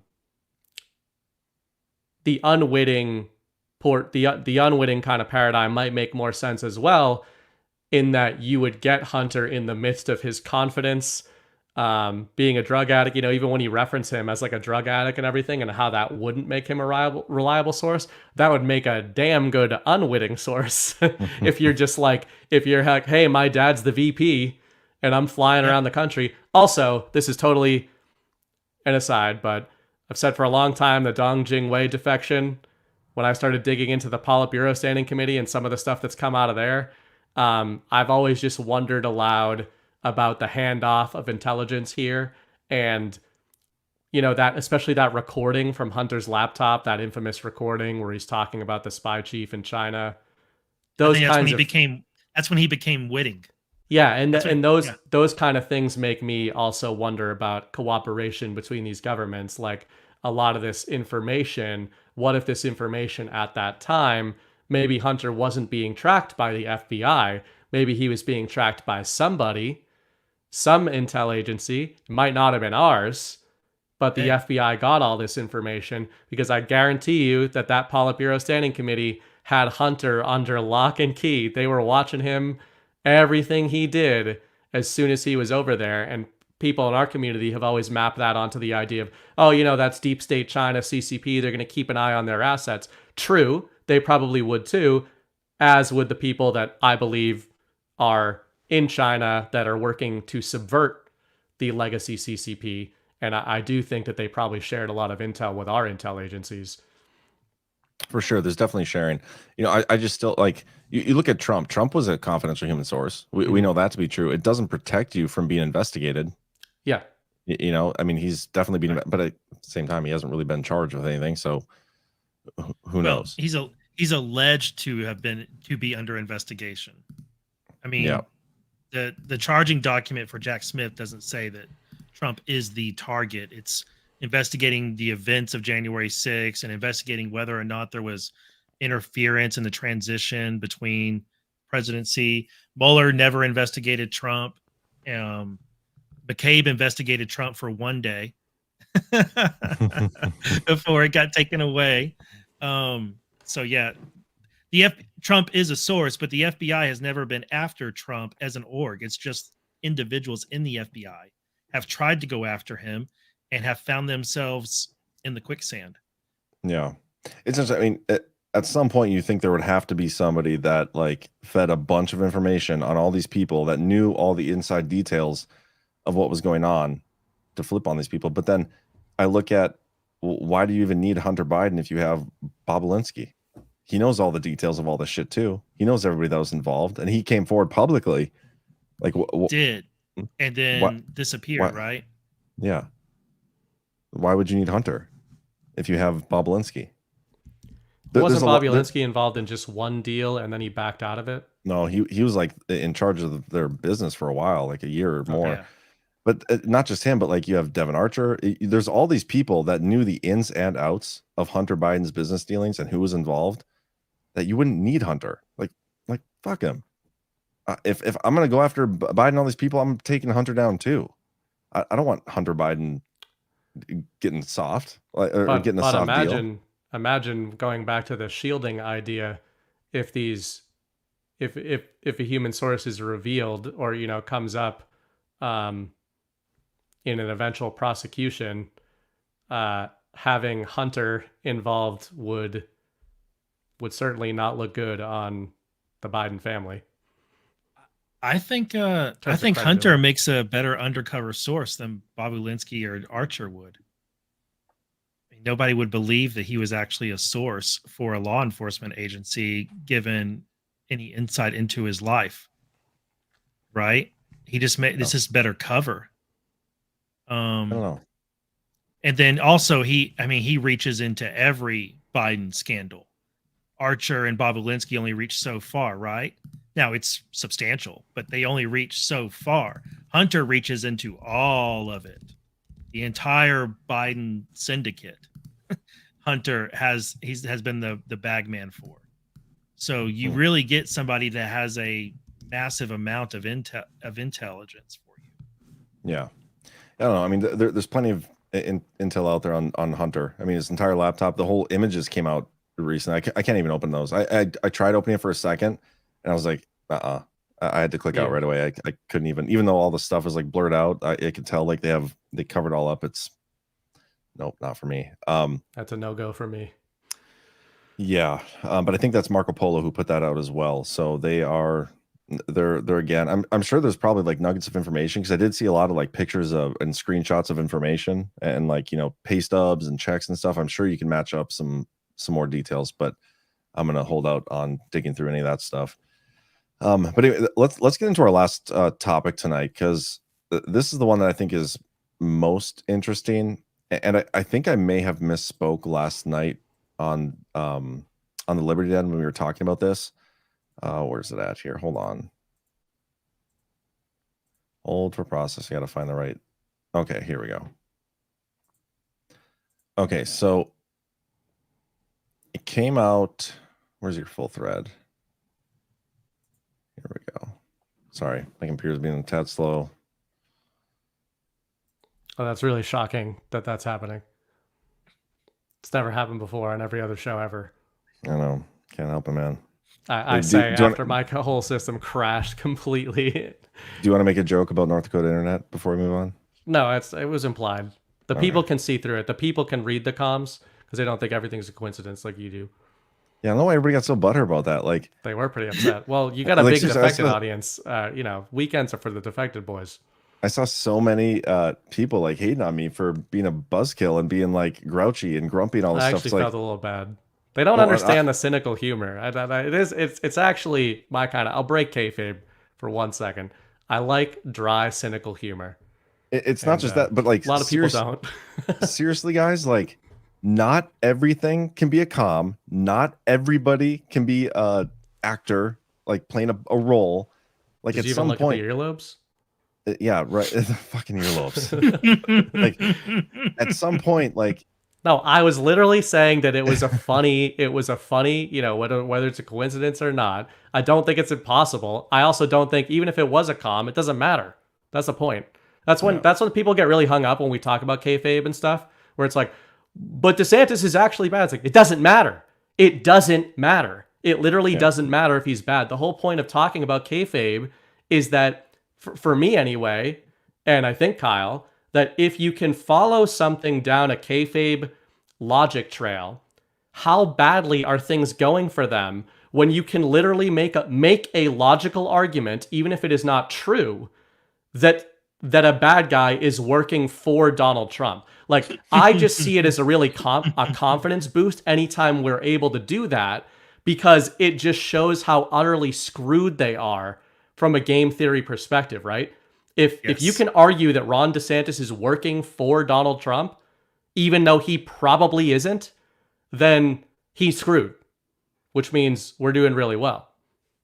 I know the diamonds thing isn't the exact same thing, but I just thought that one was just, when he talks about the simulation winking at us, I more see it as that. It's sort of like a universal wink. Do you guys literally not believe in coincidences? No, I believe that there are coincidences. I just think that I think that, we all acknowledge that we are literally in 5th gen warfare. That's a very literal thing. Information warfare. I always write about it's a war based on the dissemination and obfuscation of information itself. That's the whole point of the war. So for people that think it's silly to look into comms, it's like, we're in a comms war. We literally know that every single thing, honestly, I'm just going to be blunt about it. We know that almost every single thing that every single public figure, including everyone in the Trump administration, says is a lie. I don't mean that in terms of like they're trying to lie to us for negative reasons, or they're lying to us about everything in terms of corruption and all that. But they are not, clearly they know way more than we know. And Trump goes out there and talks about like Pence documents. Like, it's like, why is he doing that, right? When people go out and they go, why don't they just come out and tell us what's going on? And I think the reason for that is this slow roll as a story. Tell people a story of what is going on here. And that's why there's all these analogies that they use and everything. And the reason that I think even something like a diamonds thing could be a comm is because I reject the idea that Donald Trump and patriots are sitting there hoping that something with the election happens. They already know what happens. Yeah. Because they're the ones who have it in action. So I don't think it's illogical to think that they might give winks to the people who actually try to look into this stuff, right? Ultimately, it doesn't matter. So your point, like, I understand the point, and there are people that only analyze comms and all that kind of stuff. I do think that there really can be a problem with that. I think Chris's points about kayfabe regarding Trump and DeSantis are well taken, and I do think that's why me and Kyle last week tried to actually really explain why we talk about it, because sometimes it can seem like we're just going, hey, everybody is secretly good, so don't worry about anything. So it's important to dig into why do we say that. I just think that when I say wink, I mean it literally. I don't think it matters. I think it's literally sometimes winks, pats on the back. We think that they do that with devolution a lot of the time, right? Yeah. I mean, I know comms exist. I know there are winks. Like if Trump came out tomorrow now and was like, man, that Arizona Diamondbacks baseball team is really looking good this year or something, then we'll be like, okay, well, holy shit, he watches the Power Hour. Please do that, Trump. Yeah, he watches the Power Hour, and then I'll be like, okay, well, maybe there's more than just a coincidence there. Yeah. But I think it, in our movement, a lot of the times we get so hung up on like, dissecting every little word of Trump's truths and being like, and trying to tie it to Q posts and all this stuff. I know some of that exists. I know they do have comms. Like, I'm not denying. Not everything is going to be a comm. That's just reality. Right. Like sometimes Trump is just a 70-some-year-old guy with caps lock permanently on his cell phone and truthing stuff. Like it's not always a comm. You know what I mean? Well, I think that's half true. I think that he does just say stuff sometimes, but we all talk about Trump trolling, and sometimes I literally think he's trolling. But here, like, let me just take that as literal, right? Sometimes he's just putting caps lock on and he's just saying stuff because it's funny, because he's trolling. Yep. The real, think about that. Think about when Trump is complaining about how our country is dying and everything's ruined and, you know, it's the apocalypse, but then he goes out and tweets ridiculous stuff on a regular basis that's objectively extremely silly and sometimes really, really dumb. Like the way he words things, like as objectively stupid. And I think that reveals an underlying confidence and a fun that he's having with the info war, because as Chris Paul says sometimes, like, none of this matters. And he says it tongue in cheek in terms of when we're worrying about all this kind of stuff. When Trump puts caps lock on, sometimes that's when I feel the most comfy, even if I don't think there's secret comms being sent. I think it's Trump sending an overall comm of being like, relax, take a step back, it's all going to be fine. You know, when he makes an aside at a Trump town hall going, by the way, you will have a default. It's like, he wouldn't be joking or making light of that if we really were going to have a default. Like, he does that about a lot of things. We talked about the corrupt Biden crime family, and he does it in all caps. I agree with you that it's silly and everything, and there's no deep comms and all those things. But he is also communicating to people going, we're going to get them. We've got this crap wrapped up. So, yeah. All right. So I do agree with everything that BB just said. You started out asking, John, do you guys literally not believe in coincidences? And I do believe that there are such a thing as coincidences, but they're often just mundane things. Yep. But with Trump and his team and people around Trump, it doesn't seem like there are coincidences, because so often these things that sync up, SYNC, sync up in multiple ways and tend to come back around in a news cycle in a way that makes you think, aha. And that's what I look for. Like with the drops, I have my 3 points of contact rule, which is that there have to be 3 things between the drop and whatever I'm looking at that connect them. It needs to be date, name, subject matter, something like timestamp, like things like that. When I get 3 connections, I'm like, okay, I'm not making a reach here. I got 3 things that I can connect these right here. And that means it's definitely not a coincidence. Yep. No chance, right? Other things like what we were talking about tonight, sure, it could be a coincidence. It may not sync up, SYNC, but I still notice it. And I think for a lot of us, and I say this respectfully, I know you weren't into the drops as they were coming out, and I caught on the last half, all right? I cannot ignore or forget how many times something synced up between a drop and Scavino or Trump or Pompeo. Something came up where you were just like, holy crap, the president of the United States just sent a private message that's only discernible to those of us paying attention to the drops. And a lot of times no other explanation for it. And a lot of like tippity toppity, like, yeah, I was just we're gonna keep this play tippy top. I mean, tip top, like there's so many things that you were just like, what the heck? What, right. Like, this can't be a coincidence. Like Pompeo counting down in January. I'll never forget that, I don't think. For the rest of my life, Pompeo counting down the end of President Trump's first term, just like the drop said that somebody would on. And it's just, there's just too much. There's just too much. So when things come around and people are like, I don't believe in coincidences, that's really what people are talking about and referring to, is that this is Q told us that these are not coincidences, and we keep looking for those things. Yeah, and I think it's also true. And I think this is a good discussion to have, by the way. Yeah, like I think it's for the community at large to have about going too far into coincidences and trying to connect and associate far too much. Right. Like, have you ever seen? Because I do think that is a problem. That can be a problem, and people definitely do it, which is why we don't even talk about Q drops all that much unless they're really overt. Have you seen those like QD codes where people like, you'll have like a screen, 500 inches by 500 inches like this, and you can't even read the text on this stuff. Yeah. And then all you see are like 6,000 little red lines, like connecting stuff. Like, what the hell, guys? Like, yeah, a lot of the decodes I never got into with that. If you have to do that much to decode something, it's probably not a comm. You're reaching. But if it's like a Trump saying tippy top or something, like I don't even know what you're referring to there, but if it's like that and that's like in a Q post. So literally that one, That one, for example, was the reason I think that's a good example was the one I was thinking of, Kyle, is because it was objectively an extremely silly tweet. It was something like Trump saying, the White House is in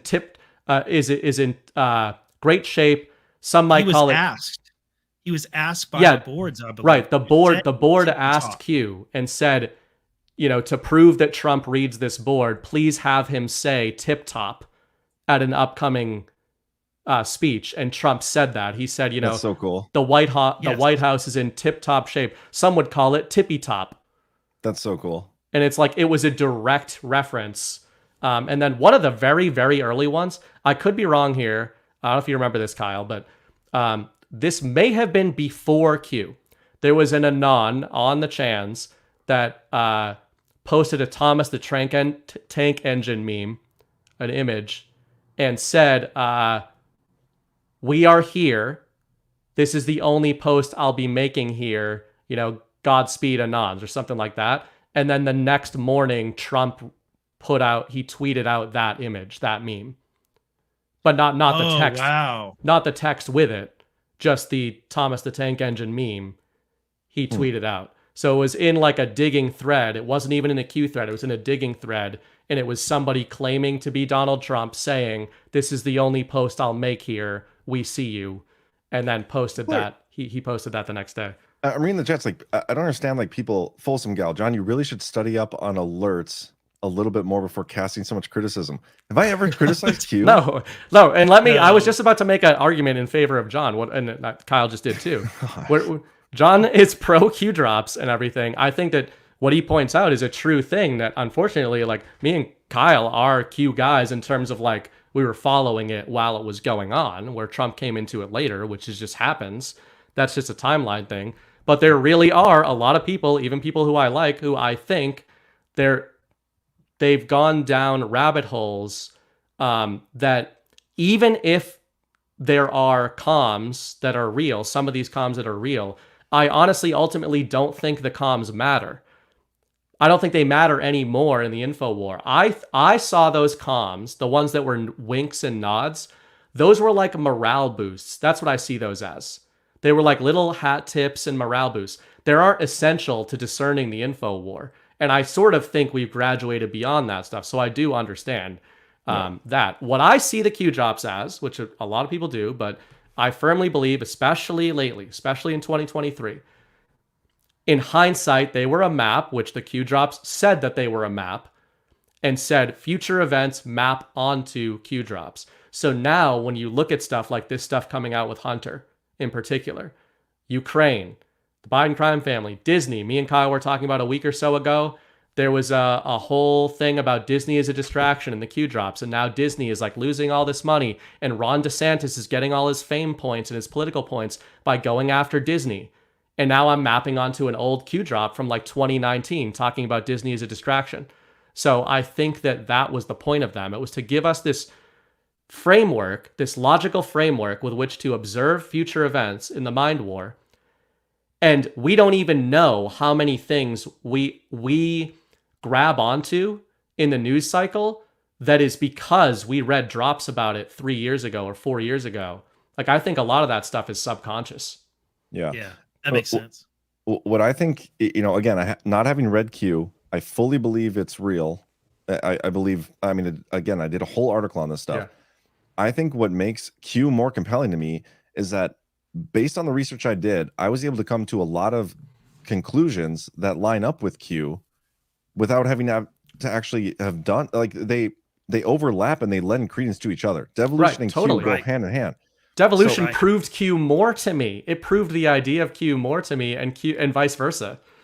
Yeah. So, and that's why I still like, I don't think I'll ever fully sit down and read through the Q drops. And I know I'm probably missing out on a ton of really useful information. I could probably find some stuff based off the Q drops, and maybe not. People have been studying that stuff forever. Like, I'm sure a lot of the stuff has been dug through and mapped out, but I'm sure it would be helpful to me in my own research, but I don't want to because of that. Like, I don't want to. Which is good. People like that. I mean, most people, we always liked, I always said that when Devolution came out, like, I'm not pumping tires, but when that came out, it was like this puzzle piece connecting the potential and the actual. It was like, here's all this potential in the Q drops that seems to be mapping onto reality in the info war.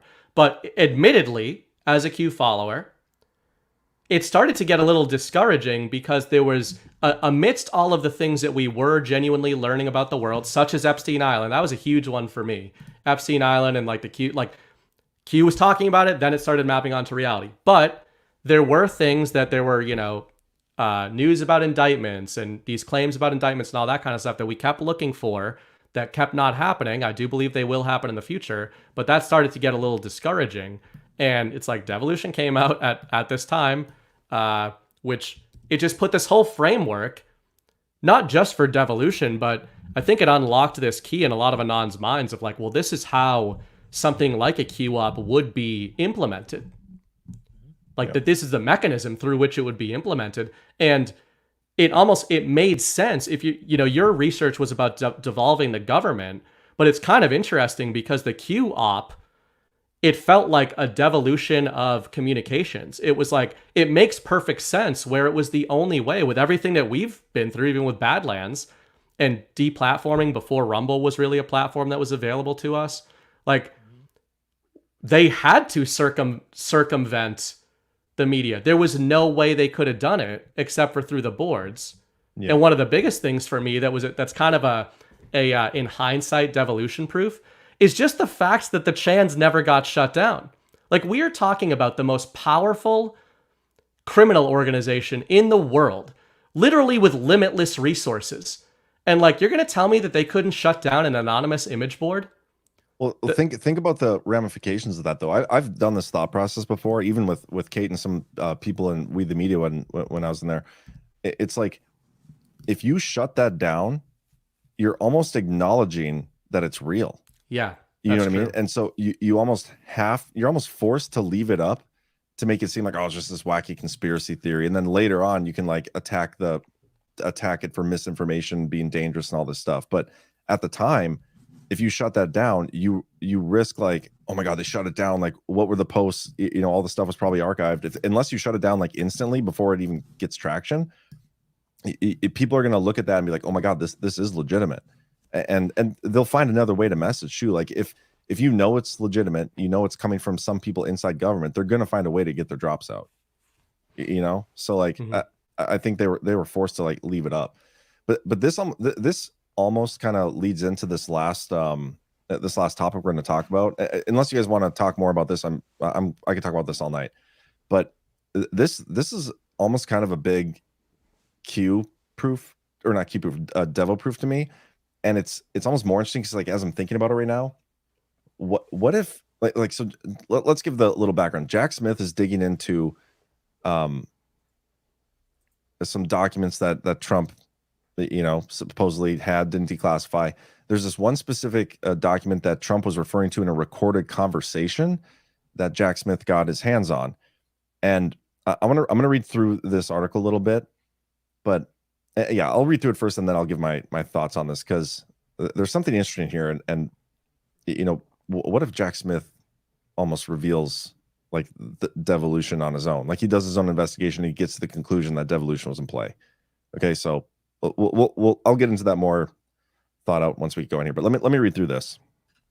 Attorneys for Donald Trump turned over material in mid-March in response to a federal subpoena related to a classified U.S. military document described by former president on tape in 2021, but were unable to find the document itself, two sources tell CNN. Prosecutors issued the subpoena shortly after asking a Trump aide before a federal grand jury about the audio recording of a July 2021 meeting at Trump's golf course in Bedminster, New Jersey. On the recording, Trump acknowledges he held on to a classified Pentagon document about a potential attack on Iran. Now, Kyle, do you have any thoughts on where this is so far? Because this heavily ties into devolution, because in my part 13, I covered this specific, it was Maggie Haberman, who was reaching out to Meadows, and she did a story how Meadows has been meeting with former President Trump and cabinet members about plans to move forward in a real way. He claimed in a Newsmax interview on Friday he refused to divulge the specifics of plans being discussed with Trump, whom he referred to as the president, at the golf club. So this is a huge meeting. This is like President Trump meeting with former cabinet members. This ties in directly to devolution, okay? And that's the meeting here that they're referring to in this article with this Iran document. So do you have anything to add before we go on? No, that's exactly what came to my mind when I read this article and that's what I linked in my thread. And now seeing your part 13, I should have linked your part 13 because you had the video. Well, you can't do that on Twitter. So, but it won't let me link Substack, so I guess I can't. Now I'm gonna go back and link a screenshot of that because you have the video there. We know that Trump went to Bedminster, New Jersey in summer of 2021 and stayed there in the summer. So I'm sure he had multiple meetings, but it's highly, highly, highly, highly likely that the meeting on this recording where he's talking to Mark Milley is the meeting that Meadows was also talking about right there. So are we sure he was talking to Milley at this meet? Does it specifically say that's what's on this recording? Because let me read through more of the article because keep reading it. I think that might shed light on it. Prosecutors sought any and all documents and materials related to Mark Milley, Trump's chairman of the Joint Chiefs of Staff, and Iran, including maps or invasion plans. The sources say a similar subpoena was sent to at least one other attendee of the meeting, another source tells CNN. The sources say prosecutors made clear to Trump's attorneys after issuing the subpoena that they specifically wanted the Iran document he talked about on tape, as well as any material referencing classified information like meeting notes, audio recordings, or copies of the document that may still be in Trump's possession. The fact that Trump's team was unable to produce the document underscores the challenges the government has faced in trying to recover classified material that Trump took when he left the White House, and in understanding the movement of government records that Trump kept. Over the course of the Justice Department's investigation, prosecutors, I'm not going to read that part. I want to find the part specifically about this document because, okay, the document Trump references on tape was created before Milley was named as chairman of the Joint Chiefs of Staff, CNN was told, and Milley was later interviewed by investigators. Sources have been unable to specify if Trump had the document in question with him as he discussed it in a meeting in 2021 or was simply referencing it. The recording, first reported by CNN, is now in the hands of special counsel Jack Smith, who is leading the Justice Department investigation into Trump. Smith has focused in recent months on the meeting as part of a year-long criminal investigation. The audio of Trump acknowledging he had a classified document undercuts Trump's repeated claims that he declassified everything he took from the White House when he left the office. Let's see. Trump on Thursday said he didn't know anything about the summer 2021 meeting, and again called the Justice Department investigation a witch hunt. I'm trying to see if there's anything else here. Anyway, so if the document was created before Milley, that would have been Milley was sworn in December 2018. Yeah, but it would have been Joseph Dunford. Dunford was the chairman of the Joint Chiefs of Staff before Milley, and Dunford is the one who Trump has referred to as like being the impetus for him running. Like they went to a party, and Trump supposedly asked Dunford all these questions, and that's like what encouraged Trump to run. And so that's interesting, number one. But number two, like just the whole overarching thing here, Trump in July of 2021 was talking about like very, very presidential stuff relating to Iran when he's supposedly not the president. And Iran is a very interesting, country when you think of the whole Obama paying off, boatloads of cash for the whole Iran nuclear deal, and Biden. It was pallets of cash, John. Whatever, boatloads, pallets, similar wording. But then, like Biden wanting to get back into the Iran nuclear deal, but not being able to, and while he's negotiating with them, you have all these bombings going on. I wonder. No, what? Comment on this. I'm gonna look something up here quick. I need to know. Did you read? Did you scan my whole thread that I sent you on this? I did not. Why? Did I get in trouble? Oh, well, see, you already thought this was a Devo proof, and I thought that it was because you found what I found in my thread. No, let me. That you don't even know why I think it's a Devo proof. It's not just because of the meeting. It's because right before Trump left office in December 2020, he approved an Iran plan that had been created before Milley was made chairman. And that plan would take 6 months to become operational. And he was briefed that if you approve this, it's going to happen under the Biden administration. Trump approved it anyway, and it's for irregular warfare against Iran. Okay, So 6 months on from when Trump signed off on this order to implement this clandestine war against Iran, he's having this meeting where he's talking about an Iran plan. It sounds to me like he's getting briefed on the ongoing operation that he approved 6 months before.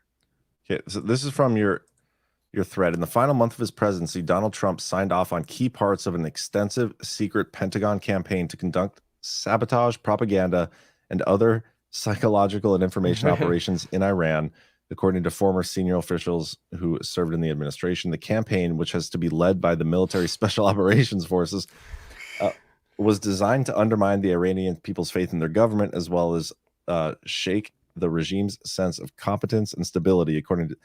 But that's literally what they're doing to the United States and Biden. That's hilarious. Well, they're not the U.S. government. That's well, but really, the Iranian government, like, who are they referring to here? Seriously, yeah, it's against the Iranian government. Yeah, it's a shadow war, and they call it as such. The plan, which eventually grew to a 200-page package of options, involved things that would cause the Iranians to doubt their control over the country or doubt their ability to fight a war. I mean, that's exactly what they're. That's fascinating. Man, where's this article? So that's the. So it gets even better, John. In that AOL article, it goes into the CIA and how they're upset because during the Trump administration, their effectiveness and abilities were reduced. Oh, for sure. They were approached and asked, can you carry out this shadow war in Iran? What options do you have? And they couldn't do anything in Iran. And the CIA was mad about it because they were cut off from operating in Iran. Basically, they lost their entire human network in Iran. They had no agents there, no spies, no nothing. And so everybody's like, talk about the CIA being shattered into 1,000 pieces here. We have, during the Trump administration, the CIA being neutered in regards to the Middle East, both in Afghanistan and Iran, and I would, by extension, probably Iraq too. And those are places where they were making tons of money. They were being able to influence and gun run and run drugs and all of this stuff. And what does the Trump admin do? Cancels them out of Afghanistan, cancels them out of Iran, takes away their DoD support for operations. Could we include a Q drop in this? Yeah, probably. Before you, I want to make there's a good one. I want to make a comment quick on this though. Like, this is a massive devil proof because it not only shows that like Trump approved a plan that was going to be carried out, but did you remember back when it was like my part 3 where I talk about those, it was Kash Patel as the chief of staff for Chris Miller. They didn't let the Biden administration know about certain operations in special operations, right? Yeah. This is it. So how is it possible? Somebody explain this to me. How is it possible that the president of the United States would not be read in on a plan like this? It would still be carried out while Biden was like set to negotiate with Iran. Like, how is that possible? Why would the president not be able to just be like, okay, guys, we're not going to do, I'm changing my policy. Like my policy towards Iran is going to be different than Trump. So it doesn't matter if Trump approved a plan. I'm the new commander in chief. This is a no-go. But they carried it out. Yeah. Well, I know you're being rhetorical, but yeah, the answer is exactly. But well, there's a great Q drop that's relevant to this. Yeah, pull it up, share it. I just put it in the StreamYard chat. I think it's a good one to put on the screen. This is the drop. I was thinking of the wording from this drop with this excerpt here that Kyle posted, talking about basically destabilizing the Iranian government. I'm talking about that the Iranian being much more literal, like that there is no difference between these governments, that the Iranian government is the current U.S. government, the U.S. State Department. Okay, so bigger than you can imagine, more than selling of state secrets, more than selling of U.S. security, Miltech, CIA assets, NSA bulk data collection programs, uranium, U.S. space, national security programs and positions, U.S. aid, SAPs, class 1 through 99, crimes against humanity. When you cannot defeat the United States of America by attacking head-on, you change tactics and deploy a kill-from-within internal operation, financial economy, military police, division of citizenry, border collapse, install like-minded leaders in key positions of U.S. government. How many people removed from the FBI had Iranian family backgrounds? The silent war continues. Interesting. So when they are, I mean, to me, this secret government plan to destabilize the Iranian government is talking about, in my opinion, the Iranian government within the United States government. The insurgency within the United States, many of whom are currently in the State Department. These are Iranian operators. It's not about nationality necessarily. It's about allegiance. And then the Iranian operators tie back to the CIA. Yes. The intel agencies are Iran, basically. Yeah, and think about some of the of the people who have been indicted for election interference for the 2020 election, they're all Iranian. Yep. Yeah. Until just recently, we got some Chinese ones too. So, but most of them are Iranian. So, I think there's something to that. Goes to base. Patrick Henry says, "Did y'all see that Taliban is threatening to invade Iran and take down Ayatollah?" Yes, I did. Well, yes, they've been in a border dispute since the Taliban took over. Yeah, when right after the U.S. withdrawal, Iran got bold and started running incursions on the Afghan border, and like I guess thinking that the Taliban wouldn't care right now.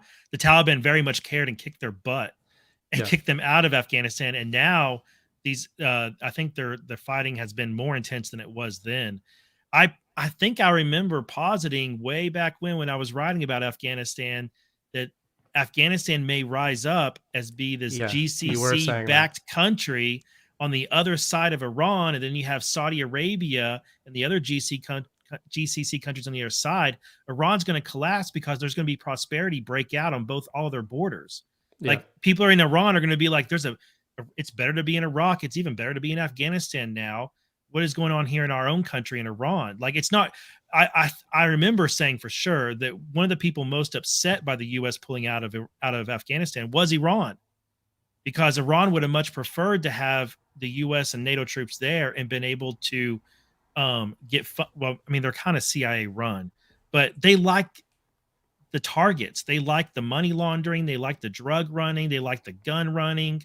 Like, that was the swampy Middle East ecosystem, and Trump upset it. In Iran, they were ticked off, I think, that we left all those weapons there for the Taliban, because Iran would much rather just take over Afghanistan and all of its minerals and everything and run it, and whether they legit took it over and if they just operated it secretly. Iran would much prefer that scenario.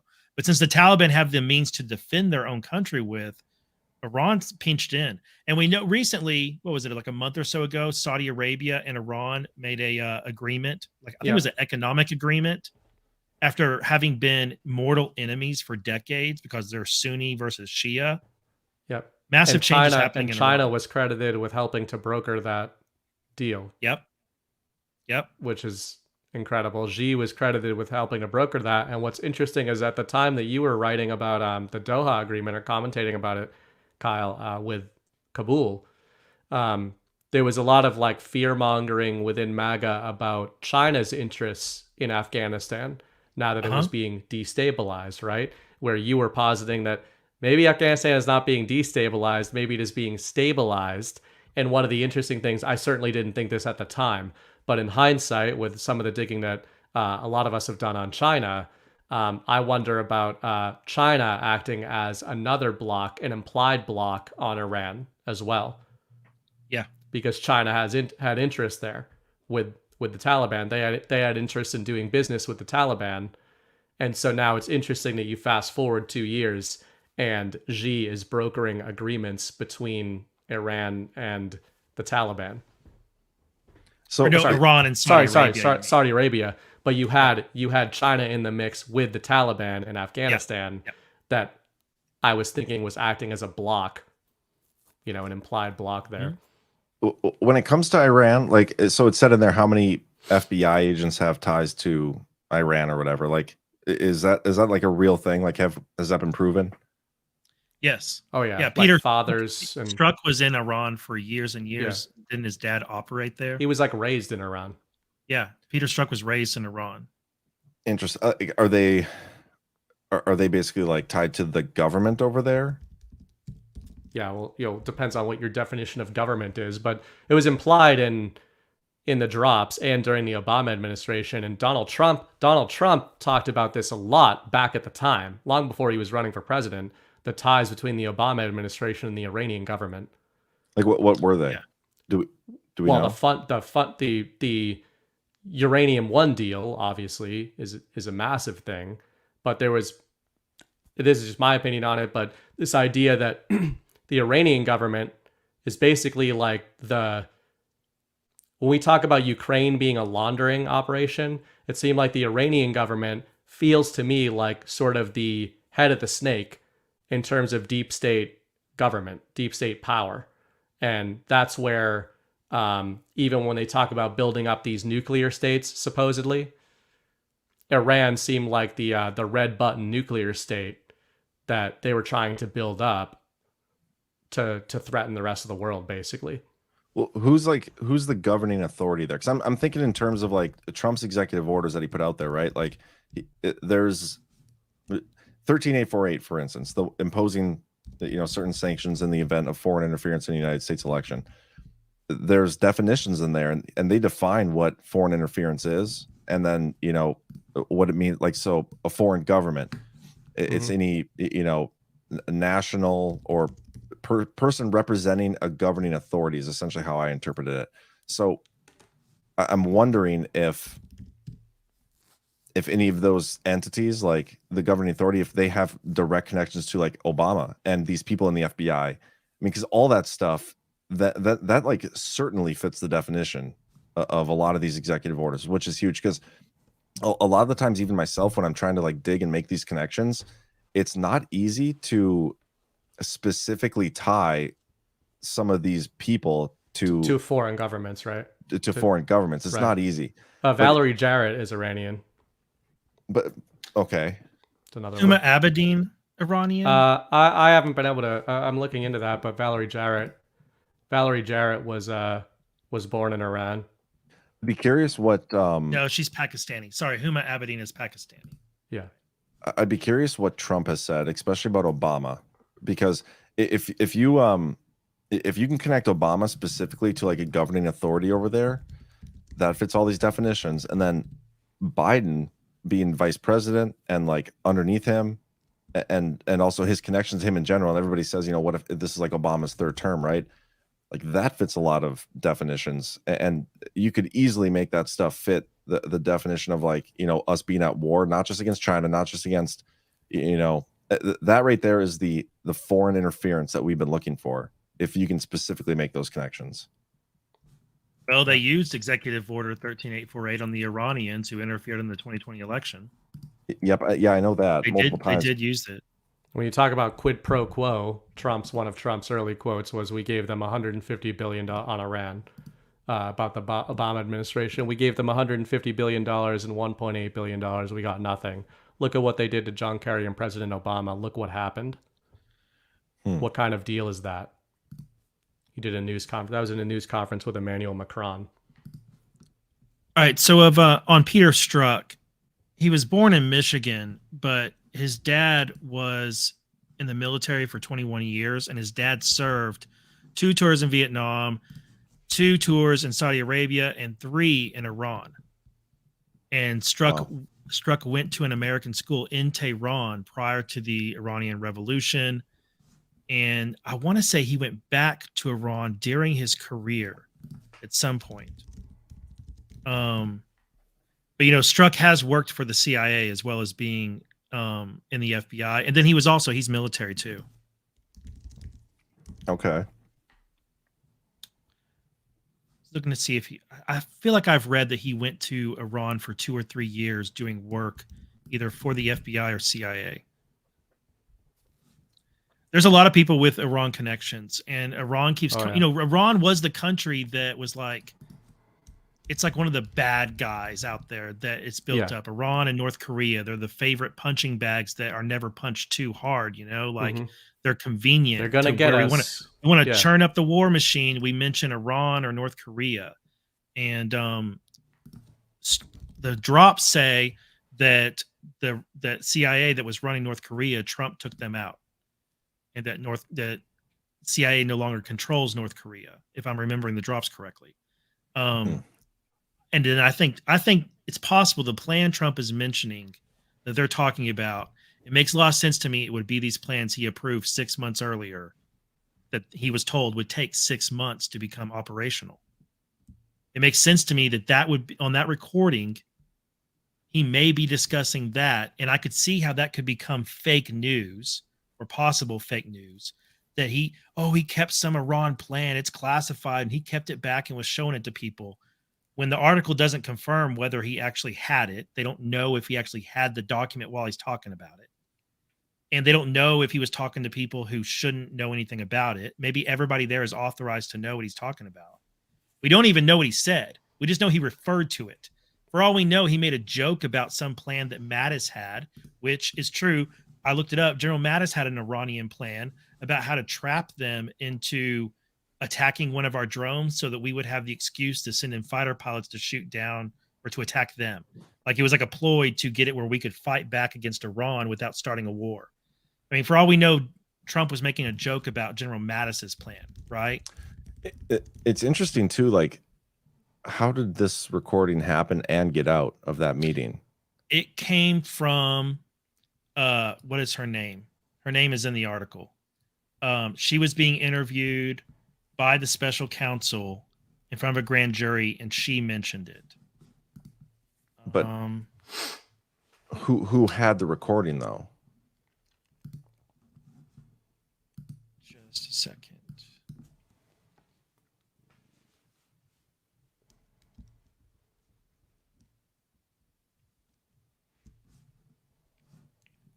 I mean, here's another article about the recording specifically. This was linked in the other CNN article.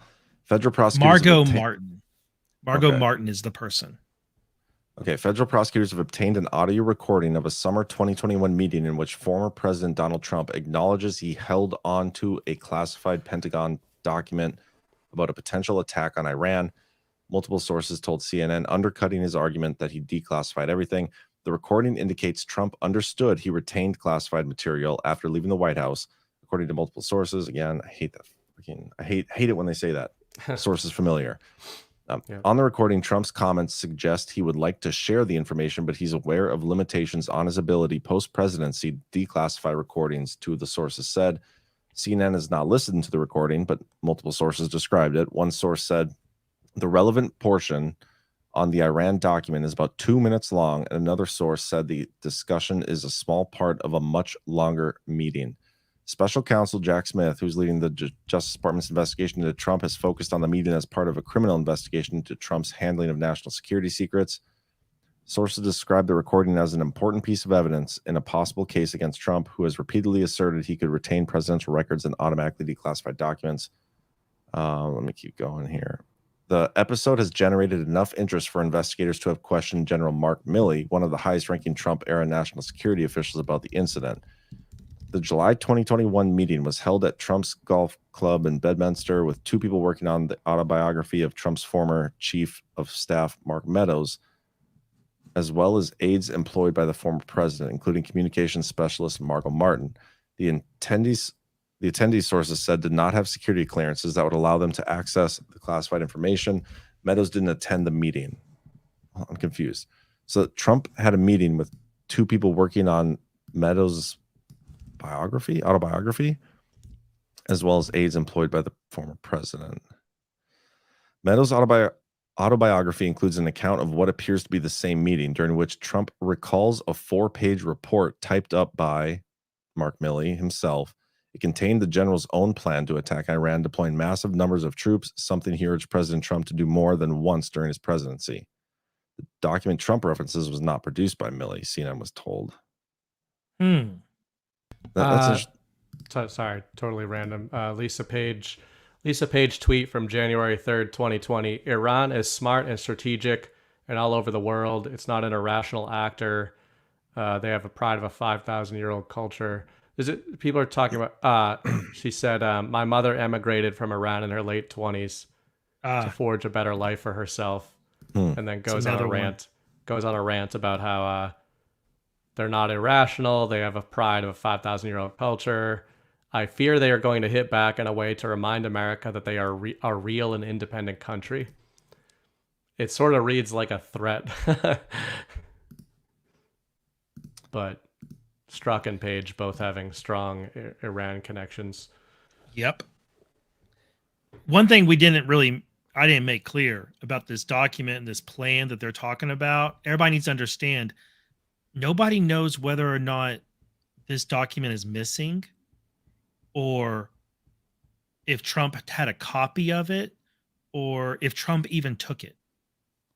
So nobody really knows. We just know there's a recording of Trump talking about an Iran plan that was classified at some point, and he's talking about it at this meeting.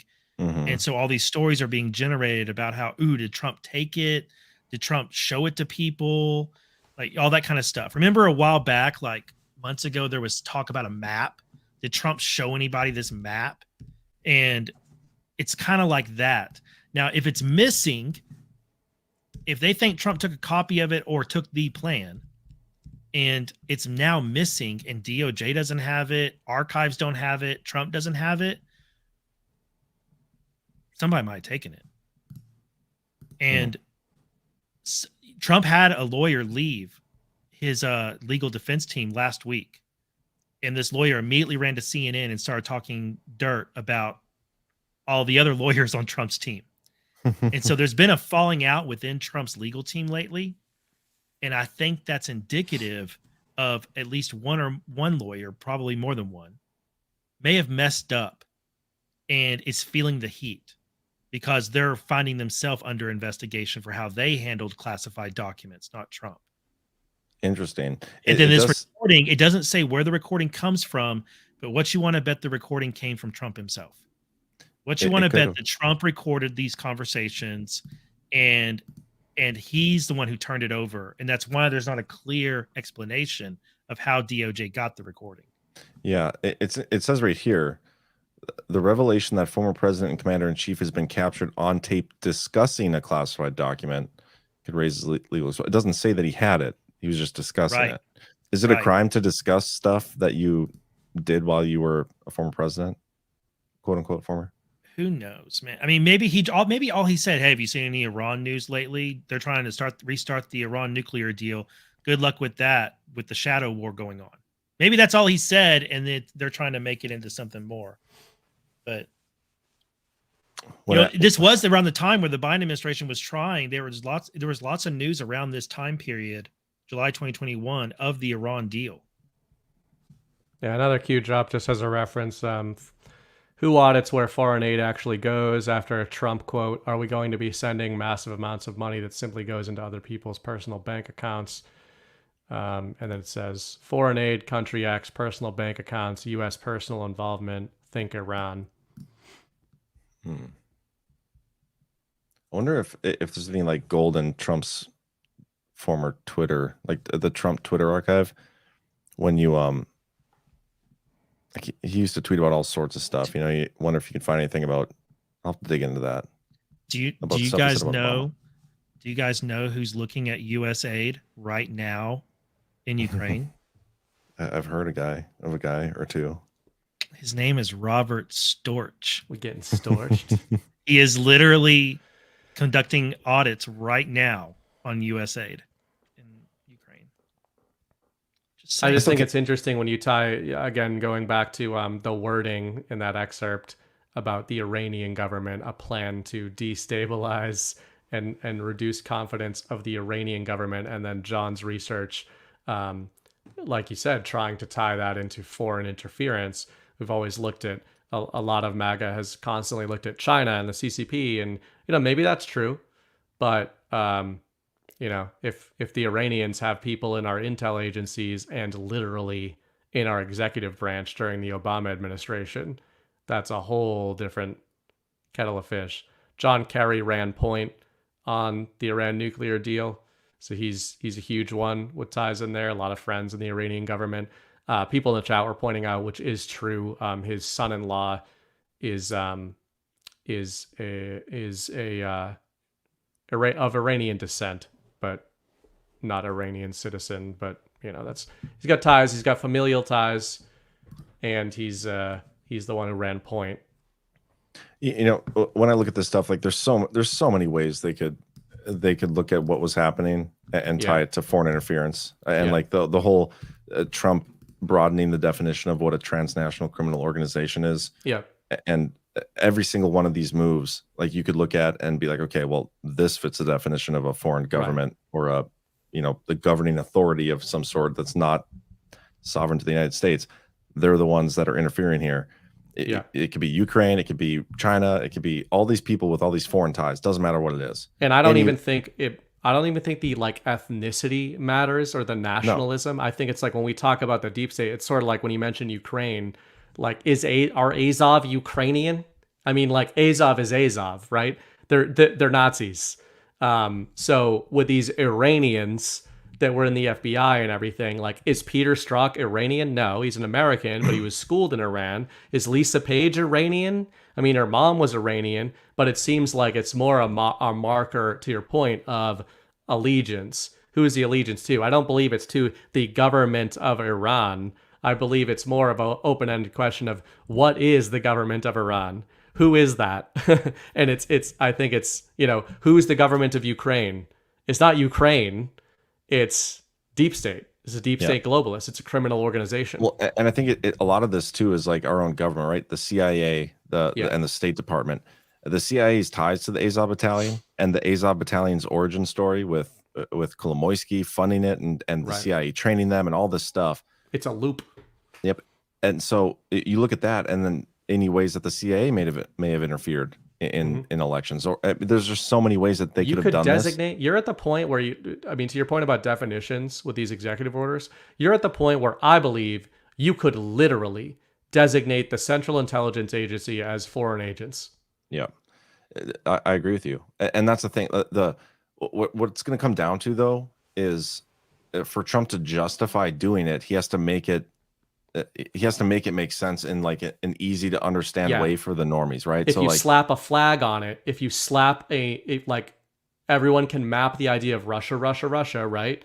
If you slap an Iran flag on it or a CCP flag on it or something like that and say, this is the country that did it.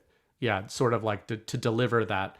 It has to be absorbable by the masses. You can't just go, oh, the CIA are foreign agents, even if that's the backhand, the baseline justification for the executive orders of an insurgency.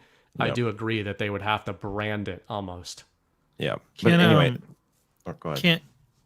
Can the Joint Chiefs stop Trump from issuing orders? No. Oh, so that's totally bullshit what this paragraph says about Milley instructing the Joint Chiefs to ensure Trump issued no illegal orders and that he be informed if there was any concern. No, the Joint Chiefs of Staff is only like they only give advice. They're an advisory board. They are nowhere within the chain of command. Nope. Which is what this is the tell about Milley and the kayfabe between Trump and Milley. That's the tell. They always include something about Milley trying to boss Trump around or something. Or like, do you remember when Milley supposedly called China and like said, "Don't worry, we won't let Trump like issue an attack or do anything crazy with you"? I don't remember what it was. Yes, that relies on people not understanding that nuclear-powered nations maintain a line of communication with each other 24/7 so that there's no mistakes and nobody accidentally shoots someone else. It's totally normal. It was even sillier. It was that Milley was literally allegedly calling his counterpart in China and saying, we will totally tell you if we plan to attack you. It's ridiculous. We're not going to attack you without telling you first. The Sum of All Fears movie, like that is it's a pretty accurate representation of the communication line that they have. Like they have this a chain of communication that cannot be broken, and that's like the whole point of it, is so that you can't cut people off.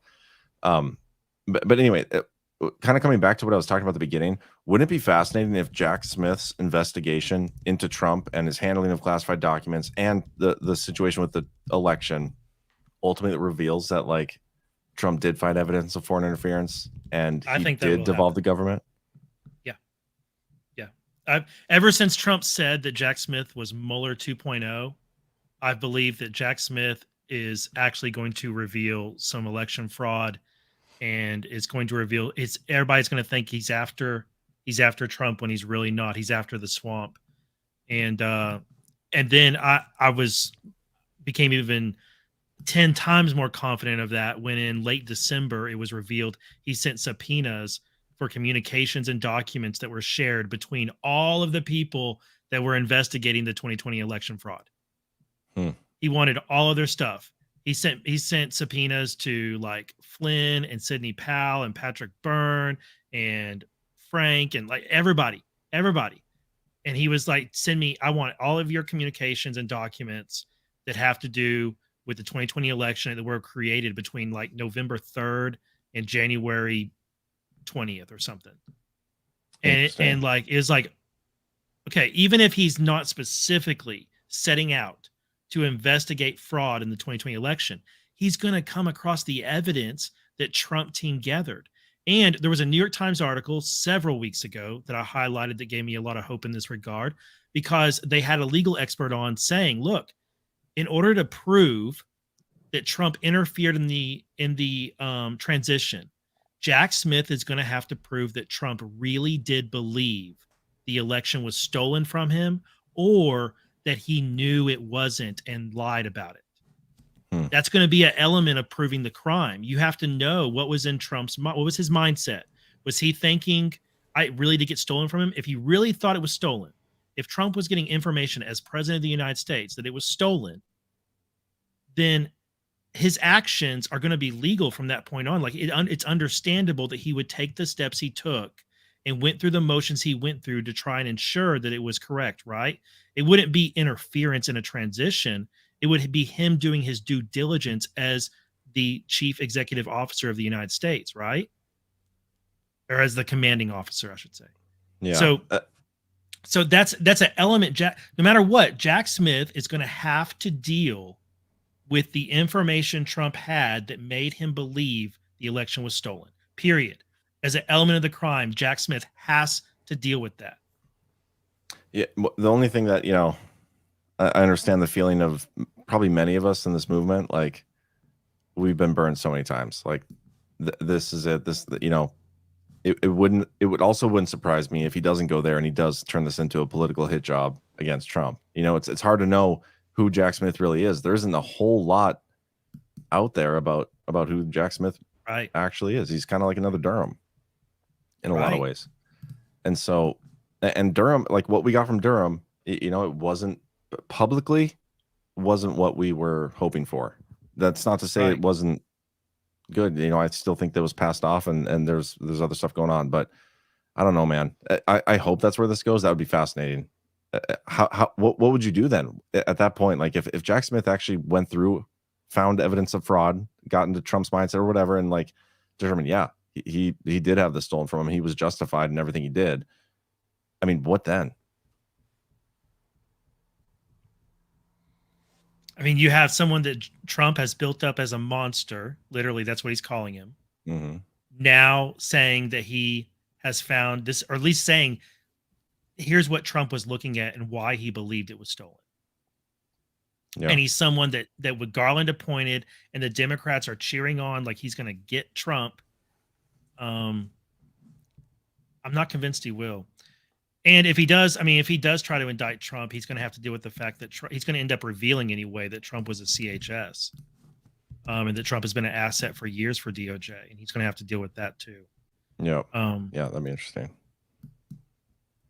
But anyway, Yeah, we're at almost 2.5 hours. Should we go through some Rumble rants? Yes. Bernie Brett looks like he's falling asleep over there. Oh, I'm dying. Did you save the Rumble rants? I saved all of them starting from like 9:53 on. What was the first one you have saved? What's it say? Boom Diggity. It's a link to the Podesta art collage. I didn't get anything before that. Yeah, I've got the ones. I've got some before that. Okay, if you want to read the ones before that, I can read the rest. All right. S row. Hold on one second. S row 1215 for 5. I'd love to meet up with some fellow Badlanders at the the Georgia RNC convention next weekend. Please let me know if you'll be there. Cool. Melindy for 2 saw the Babylon Bee did a What is a Man thing. Should be good fun. Claire Cat 367 for 11. Gonna be a great show tonight. Just finished watching the premiere of Plandemic 3 movie, and oh my god, I find replay on the Rumble channel tomorrow. Thank you, John and Badlands, for everything. Shut the fup, Carl for 5. John, I feel like if BB came up to North Dakota, you would drop him off on the res with a Trump shirt and MAGA hat. drop me on the reservation, I guess. Dirk McGurkin, four alarm colonoscopy. I don't know what that's about. Stirster 420. Oh shit! He's talking about the four pepper death punch salsa. Right. Chester 420. Oh shit! Defective Power Hour be a lot better without that John guy. Just kidding. Love everyone on Badlands except John. It's like a double. That was a tricameral John insult. Stirster again. Just kidding, John. Thanks for putting Badlands together. It's like, listen, I'm gonna give you some advice. When you're gonna roast somebody, you can't roast them, take it back, roast them, take it back, roast them again, and then take it back. You just gotta either roast or don't roast. Come on, man. K Shusker Girl for 10. I can finally rant from my phone. BDT. What does BDT mean? I don't know. What was it? BDT. What do you think it's an acronym? Is that an acronym for something? Bay Theater Dave. Bay Theater Dave, maybe. BTD. BDT. Bay Dave Theater. I don't know. I can. Well, shout out to Bay Theater Dave. All the same. He's awesome. Yeah, and you guys awesome. can rant from your phones, I guess. And we were told that Rumble said that even though Apple will take a cut of something you rant, Rumble will not be doing that, at least for the first year. So that's something. Oh, someone says "bout damn time," and I bet that's what it is. That is not a common acronym. So I like reject it. I don't like it. 1027 JS for 10. Go Vegas. I guess I'll root for Bruce Cassidy out of spite for the Bruins firing him. I'm a bitter Boston fan. Melindy, there used to be a joke about a Southern diner's spice levels: mild, spicy, and stupid. My brother is stupid on that level. Best non-ever. Best show on Saturday night show. Well, now it's the best show, I assume you mean, with this lineup. Whatever. Ekim Novellis for 10. The Holy Badlands Trinity. S. Boucher sends a link to tankamerica.com. John, if you would like to do some research into Tank America for an eventual get together, maybe it can be a company outing. There we go. Team building. I like that. Team building. I like that idea. Tax deductible. Yes. So, but if we're gonna do that, why not just do a guard so that we can at least break even and have all our people there with us and enjoy shooting things and riding tanks with all our friends in the chat. That'd be great. Digging huge holes. It literally says, I think one of their first things says, would you like to dig a huge hole and then fill it back in? And we're like, that's literally what we were looking for. So think of yes, nothing better. I would like to do that. Kitty Kubiak. YouTube lifted restrictions to turn patriots into feds. They take 30% of what you donate. Boom Diggity. So this is the Boom Diggity one. $100. Thanks very much, Boom Diggity. And it was a link to the Podesta art collage that you pulled up. Yeah, thank you for that. So you can take it from here. Casco's 14 for the Badlands Media Team building outing in Minnesota. There we go. I didn't even see that rant. So Nice. JBA 512. Podesta Bros also look like the Maddie McCann sketch suspects, and she has been bad in the news lately. Yeah, there's an interesting story around that whole thing. That's the Lynn Wood thing, right? I don't know that it's What is it? Didn't Lynn Wood represent like somebody who went missing? No, you're thinking it. No, John Maddie Bonet. McCann. Yeah, you're thinking about John Bonet. Yep, never mind. Okay. Sea to Shining Sea. Osiris was cut into 15 pieces. His organ was eaten by a fish, hence the 14 and fish. Also, Mariana A had many spirit cooking dinners with Hillary, the Podestas, and many elites. Yeah. Interesting. Okay. Yeah. Abramovich. Yeah. JL Sav 296. Love you guys. This program helps us through. Angie A. Kalb, Mouthy Buddha, who works with Dauntless Dialogue regularly, has dug deep into all this. He's on BitChute. You should definitely watch the videos. I love Dauntless Dialogue. They're awesome. Black Pilled Red. I guess that it's ironic that Trump, in his truth, corrected Kayleigh McEnany, telling her he was up 34. Look at drop 34 refers to Podesta. Interesting. Boom Diggity again, $50. Not everything's a calm, guys. Oh God, don't start that up again. Boom Diggity, Ben Swan newscast, and puts a YouTube link. You guys should watch. Anybody who's not seen that Ben Swan newscast, it is like 5 minutes of just straight actual information of what Pizzagate was all about. And then he I believe Swan did not have that position much longer after he did that segment. I'll have to check that out. Yeah, thanks again, Boom Diggity. And by the way, we have a good crowd tonight. Make sure you guys hit the thumbs up on this video. Give us a like. We really appreciate that. Diane Cannon 0319. Pizzagate is probably the most difficult issue to look at and accept as reality, and yet the one that needs our attention the most. That's a good point. Lance _79. Have you guys seen the video where Kamala Harris is sitting down and somebody walks on stage and snatches the microphone out of her hand and there's no Secret Service around? It's all a little weird. I've not actually seen that. I've not seen that. Yeah. They'll look for that. JSA ends 806. What's the name of Arizona's professional baseball team? Welcome to the simulation. That's one you read earlier. Dub CPA BB James Elephantis. His name is very close to Jamie Les Infants, French for I love infants. Annon's picked up on that quickly. Likely not his real name. I remember that. Very interesting. Big Gouda, help get Sound of Freedom out to more people, even if it's not at a theater near you, by donating tickets. And there's a link. Thank you, Big Gouda. Mur Drum, supporting my favorite research team. Where we go one, we go all. Q and Devolution can coexist. I agree. Q Goat Herder, Urantia book, the most important book on planet Earth by 1,000 dig anons. Interesting. D Bly, why should any of us accept a swampy, biased investigator to ever refer actual evidence discovered for prosecution? The narrative must be preserved. S Boucher 3813, are we setting up our own RICO case behind the scenes? That's kind of what we've been saying with the IGs. Cindy Lou 2683, my first rant. You fellows are my favorite way to hear about and laugh at all the ridiculousness around us. Thanks for keeping me company on my commute every day. I appreciate you all. Thank you, Cindy Lou. Thank you. It's pronounced commute, John. Oh, whatever. Those don't exist here where I'm from, so I struggle with that word. F5 Tornado, becoming a monthly supporter. Thank you. I just cut the cable cord, and I will be supporting independent media on Rumble with the savings. We appreciate that. More people should do the same. Awesome. Thank you. Snarky Dez, I'm here for the chat. Flower Girl 58. What is the significance of Podesta selling his mansion? Is he running, hiding? Didn't you think he might be like needing funds for lawsuits and stuff? I'm just wondering if the dude's strapped for cash and has some legal bills coming up. No. It's just baseless speculation, but baseless conspiracy.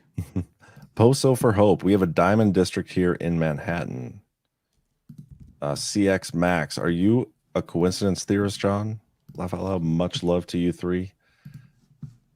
Sometimes, some days. Crane Op 59. One from Donar Day Well BBIE Rainbow Bright. Don't know what that meant. Is this why we were talking about cranes? Was it from Crane Op?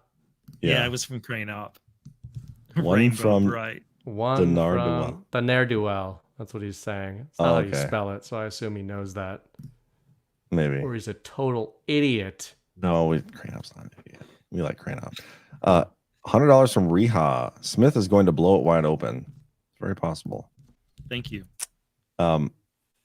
Mom2444, becoming a monthly supporter, says, is it possible that Trump classified Doc's investigation could be Devo related? Could he have taken docs related to Devo because insurgency? Yeah, I don't know. Who knows what he took? He says he declassified everything, and I think a lot of it has to do with the Spygate stuff. It's possible, though, that there's other stuff. I mean, if there's stuff related to devolution, I can't imagine people are talking about it, and I can't imagine any of it's going to get publicly released. You know, like that's not going to get wrapped up in the Jack Smith investigation.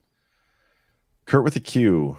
I think you might be surprised at how much of this is a show. Starting to believe this trans stuff, to a degree, is part of a show created by patriots to force people awake. It's so over the top. We kind of talked about this a little bit last night, and I don't think it's like people are saying Dylan Mulvaney's a white hat actor meant to push everything. I don't think that's true. I think it's more so like the military operation being run by these, the PSYOP groups. They're finding this stuff, and they can change like people's perception. They can push that in front of everybody. They can highlight it. Totally agree. That's how I think a lot of this works. It's that this stuff exists, and it's just it's boosting. It's being artificially boosted, I think. Yes. And this is how game theory works into things. Where I think a lot of this ESG stuff that I closely follow in Hollywood and in woke advertising and Fortune 500 companies was Trojan horsed in there. Some of that stuff can be white hat related because they just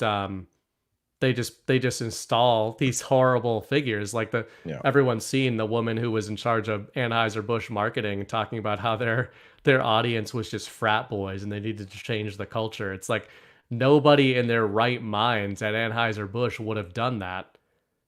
Which for sure.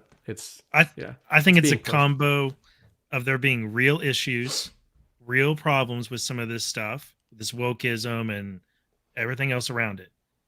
But it's being pushed excessively over the top because one side loves seeing the other side get ticked off about it. And the other side loves seeing the other side get ticked off about them getting ticked off about it. And there's this cycle going back and forth. And then you throw in all these media outlets and influencers who just print money off of it because people get outraged and they share the heck out of it.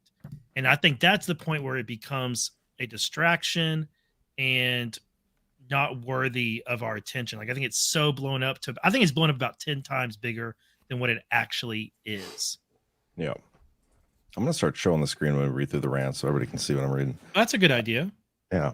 I hate to keep dogging on John, but I'm totally on board with the Diamond Com. As BB says, both can be right, the Hunter and the Kerry Lake thing. Mad 1990. Thanks a lot for that. I really appreciate that. Yeah, whatever. Mad 1990. It's not Macy's, John. It's Tiffany's. Big difference. I don't know the difference, but I'll believe you. Storm Reynolds for BB's next Lord of the Ring purchase. Yeah, what's your next purchase, man? What are you getting? I might get Anduril, the Flame of the West. It was reforged blade. It was reforged from the shards of Narsil. And for those who know, it was the Battle of the Last Alliance in 3000 BA against a... Okay, I had enough of that. Angie K. Giuliani covered this on his last podcast on Rumble. Y'all need to watch it. He explains that he knows who it is. I'm sure he knows who it is. Oh, for sure. Nancy K. Reese, this 1023 form they got before Giuliani's tranche. Is that true? Before? No, they didn't get it before. The article specifically said that it was material there led to the Pennsylvania FBI, the Pennsylvania attorney. Who was it? What was his name? Brady. O'Brady or Brady? Scott Brady. Scott Brady led to him and his team contacting the CHS, which generated the 1023. Yeah. Where am I at? Jace. This is a disaster. JL Sav 296. How to make an hour fly by. LP Cini. John, be nice. We love BB. Yeah, sometimes I love them too. Jimmy Bend, Oregon. Balls to your partner, your ass against the wall. If you've never been late on a Saturday night, you've never been late at all.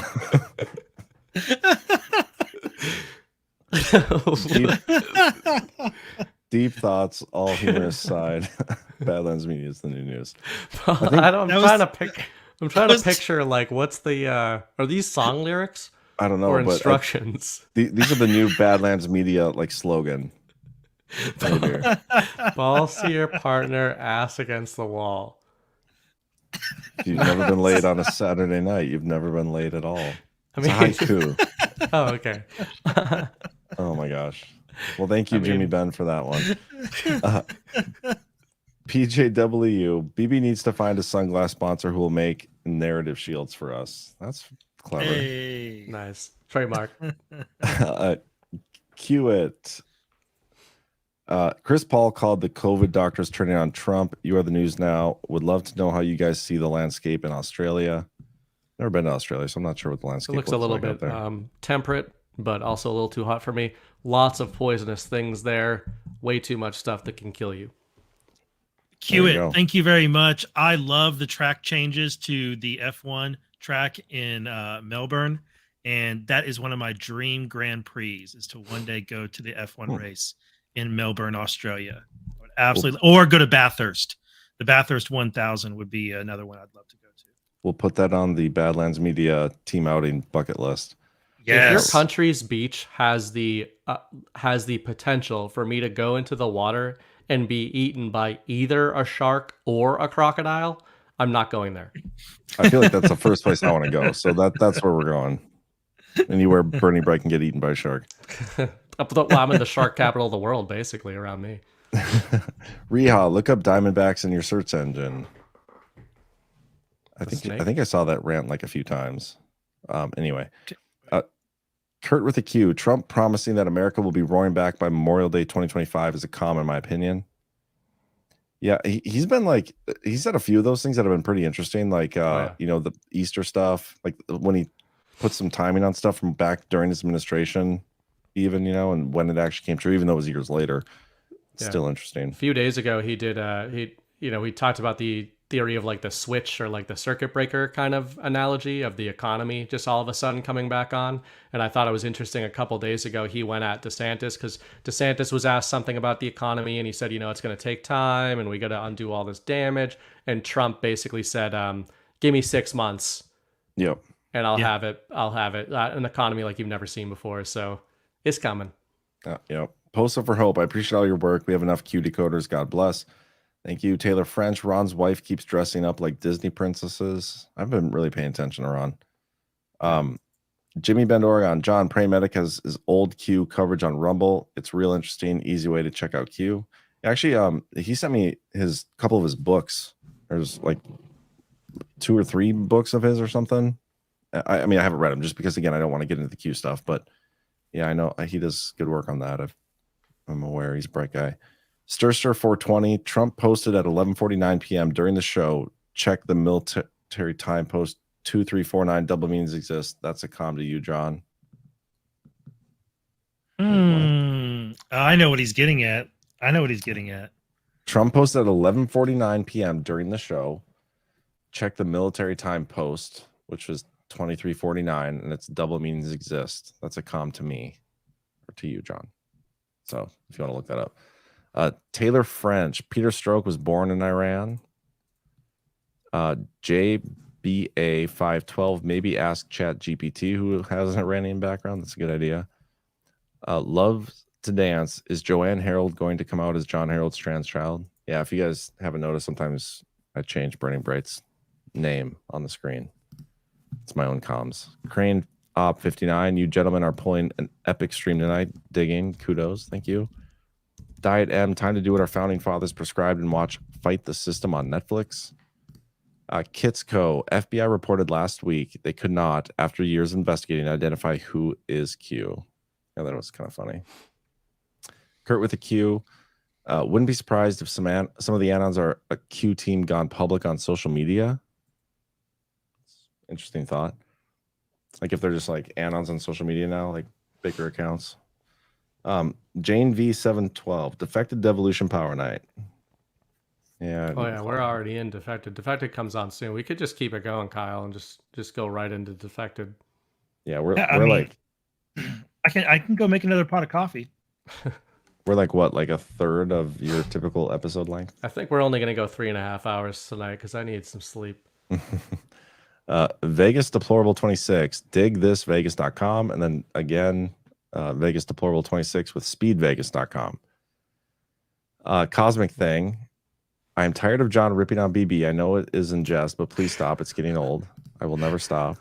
But thank you for the Rumble rant. Yeah, like it's not gonna happen. I get that. I get the same messages.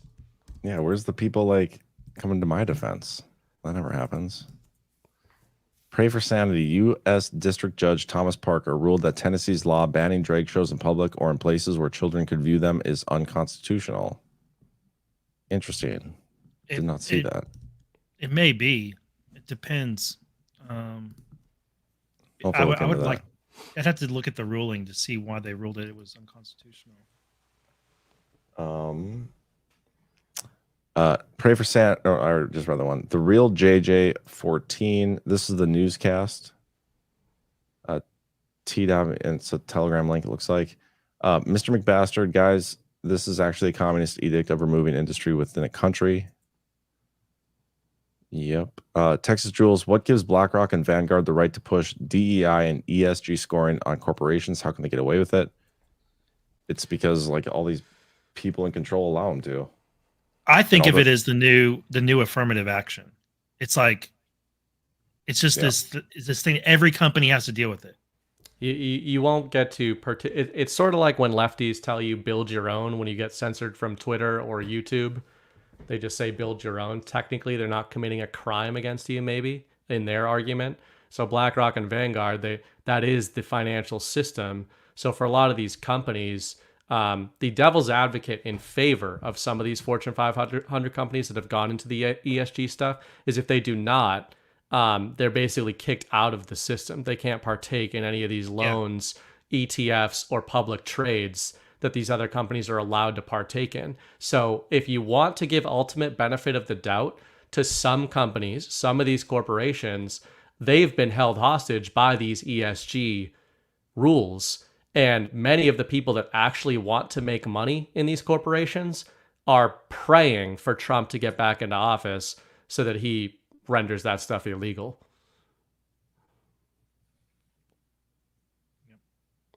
But I think some of the big ones are going to collapse before that happens. I like what you said, Kyle. I wasn't listening when Bernie Rose was talking. Texas Jules, all right, I just read that one. Counterinsurgent, come on, just human, tell us more about 2349. I put a link in the private chat. I can make a case that something interesting happened with Trump's We'll make it. Look at him teasing. Maybe we'll save that for Defected. No. Well, okay. You're the one wanting to, I just want this to be known. Bernie Brett's the one that wants to get leaving here. Okay. Can you? All right. So right there, it says double meanings exist. Right there, double meanings exist. All right. So okay. Actually, here. Where is Trump's truth? Did I link you Trump's truth? All right. Pull up Trump's truth. I should probably just do this myself, but I'm on it. Maybe John will learn something. All right, so pull up Trump's truth. I linked it to you. Trump said the same people that illegally spied on my campaign, created, cheated, and rigged our sacred presidential election, tried and failed the impeachment hoax number 1, impeachment hoax number 2, pushed for years for the Russia scam, invited the no collusion Mueller bull, FBI Twitter files, FBI Facebook collusion, put the top DOJ official in the local DA's office to run the witch hunt in Manhattan, and more, are those that are now pushing the boxes hoax against Trump. So he literally just mentioned almost everything we've talked about tonight. He nailed several things we talked about tonight. Timestamp is 10:49 for you, but it's actually 11:49 East Coast. So that's what we go with, is 11:49. What is that? What Q goes with, or Q drops? We're going to go with East Coast time. So go to the next link I sent you in private chat. It's going to pull up 2 Q drops, one based on the 12-hour clock and one based on the 24-hour clock. So 24-hour clock. Yep, right there. So 23:49 is on the military time, 24-hour clock. It says double meanings exist. Now, the next drop, 11:49, is on the 12-hour clock. And in that, it mentions tons of people we've mentioned tonight. We haven't mentioned Lynch, but we've mentioned, keep scrolling down right there, the plan and timing and HRC and just could be connected.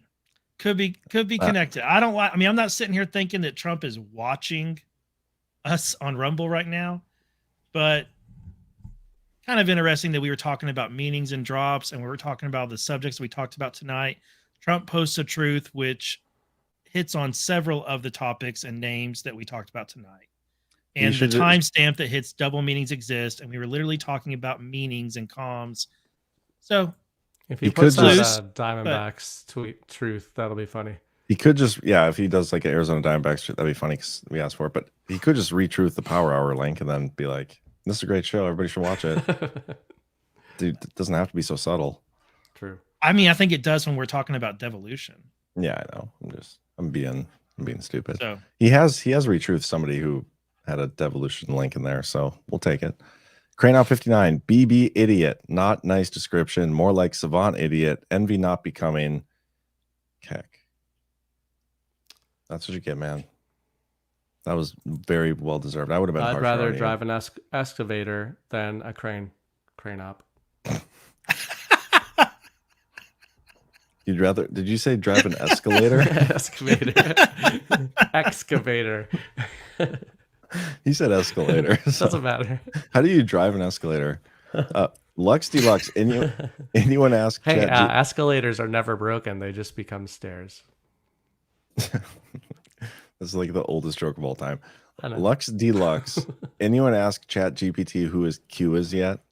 That's a good point. We have Folsom Gal, my favorite show. Guys, I feel like I'm at dinner with my family with all the banter. Love the info transfer with the laughs. The real JJ14. This is the Ben Swan Pizzagate newscast. Yep, post that again. Thank you. And then Jane Nev 712. John BB, please just solidify your bromance already. Then have your own show and call it BB Herald. I'm just kidding. I love you guys. We'll solidify our bromance, Lord of the Rings style, when John has taken 3 arrows in battle and he's confessing on his deathbed, and I'll tell him, I swear to you, I will not let the White City fall, nor our people fail.